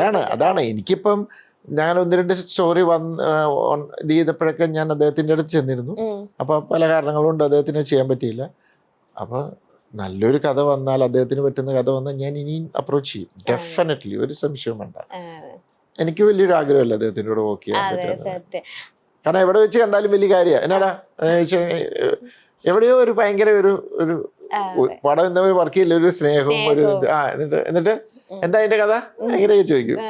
അങ്ങനെ ഭയങ്കര ഒരു ഇപ്പൊ ദൃശ്യം കഴിഞ്ഞ ഇപ്പൊ തെലുങ്കു, കന്നഡ, അങ്ങനെ ഹിന്ദിയിലേക്കൊക്കെ സാറിനെ വിളിച്ചു. ഒരു പക്ഷേ സാറിന് അതൊക്കെ എടുക്കായിരുന്നു, വലിയൊരു ബ്രാൻഡ് ആക്കായിരുന്നു. കാരണം ഒരുപാട് ഓപ്പർച്യൂണിറ്റീസ് വന്നേക്കാണ്. അപ്പൊ എല്ലാവരും ഒരു മൂവി ഹിറ്റ് അടിച്ചിട്ടുണ്ടെങ്കിൽ ഹിന്ദിയിലേക്ക് പോവാം, അല്ലെങ്കിൽ ഷാരൂഖ് ഖാൻ, അങ്ങനെ ആ ഒരു ദൃശ്യം എന്ന മൂവിയുടെ ഇത് കടക്കുന്നതോടെ തെലുങ്കു, കന്നഡ, അങ്ങനെ ബിഗ് ബഡ്ജറ്റ് മൂവീസ് ഒക്കെ ചെയ്യാമായിരുന്നു സാറിന്. പക്ഷെ അതിലേക്കൊന്നും പോവാതെ ദൃശ്യം കഴിഞ്ഞതിന് ശേഷമാണ് എനിക്കൊന്ന് ലൈഫ് ഓഫ് ജോസൂട്ടി അല്ലേ, ആ കൊച്ചു പടം എന്നല്ല, നമ്മൾ ആ ഒരു വലിയൊരു ഹിറ്റിൽ നിൽക്കുമ്പോൾ ഒരു സിമ്പിൾ ഒരു ഫാമിലി മൂവീസ് ഭയങ്കര എന്താ പറയാ ഒരു ഇമോഷണൽ ആയിട്ട് കണക്ട് ചെയ്യുന്നത്. അപ്പൊ ആ തോട്ടൊക്കെ എങ്ങനെയാണ് സാറിന്? അത് ഈ പറഞ്ഞ പോലെ ഒന്ന് മാറണം, ഈ ത്രില്ലറിൽ നിന്ന് മാറണം എന്നുള്ള ഒരു ആഗ്രഹം കൊണ്ട് തന്നെ ഞാനതൊന്ന് മാറ്റിപ്പിടിച്ചു. ഞാൻ പറഞ്ഞില്ല, എനിക്ക് പക്ഷെ വലിയ സിനിമ ചെയ്യണം എന്നുണ്ട്. ഞാൻ തെലുങ്ക് പടമൊക്കെ ആലോചിക്കുന്നുണ്ട്. അങ്ങനെ ഒരു ഇത് വന്നിട്ടുണ്ട്. വലിയ സിനിമ എന്ന് പറഞ്ഞാൽ അതിങ്ങനെ 2 വർഷം എന്താ പറയാ പ്രീ പ്രൊഡക്ഷൻ ചെയ്തിട്ട് ചെയ്യുന്ന കൈൻഡ് ഓഫ് അങ്ങനത്തെ സിനിമയല്ല. നമുക്ക് സ്ക്രിപ്റ്റ്, അത് അത്യാവശ്യം ഒരു ആക്ഷൻ സിനിമകളോ അങ്ങനത്തെ രീതിയിലുള്ള സിനിമകൾ. അപ്പം പക്ഷെ എനിക്കെപ്പോഴും ഭയങ്കര ഹെവി പ്രീ പ്രൊഡക്ഷൻ ചെയ്തിട്ട് ഒത്തിരി അങ്ങനെ ഒരു സിനിമയ്ക്ക് വേണ്ടിയിട്ട് അല്ലെങ്കിൽ ഒരു കഥയ്ക്ക് വേണ്ടിയിട്ട് 2-3 വർഷം സ്പെൻഡ് ചെയ്യുക എന്ന് പറഞ്ഞാൽ എൻ്റെ രീതി അങ്ങനെയല്ല. എനിക്ക് കഥ പറയാൻ ഇഷ്ടം, ഡിഫറെൻറ്റ് കഥകൾ. അപ്പോൾ ഇതിനെ ഒരു 50 ദിവസം 45 ദിവസം 50 ദിവസം കൊണ്ടൊക്കെ ചെയ്യുന്നൊരു പടം, അല്ല ഒരു 60 ദിവസം കൊണ്ട് ചെയ്യുന്നു. എനിക്ക് കൂടുതൽ അങ്ങോട്ടാണ് ഒരു ചായ്വ്, ഒരു കൊച്ചു പടം. എനിക്ക് പറഞ്ഞില്ലേ, കുട്ടികളുടെ ഒരു സിനിമ ചെയ്യണമെന്നുണ്ട്. എനിക്ക് ഇങ്ങനത്തെ ആഗ്രഹങ്ങൾ. അപ്പൊ ചിലർ വന്നിട്ട് പറയും, നീ ഇനിയും വേറെ ലെവലിലുള്ള പടങ്ങൾ ചെയ്യണം. ഞാൻ അങ്ങനെയൊന്നും ഉണ്ടോ?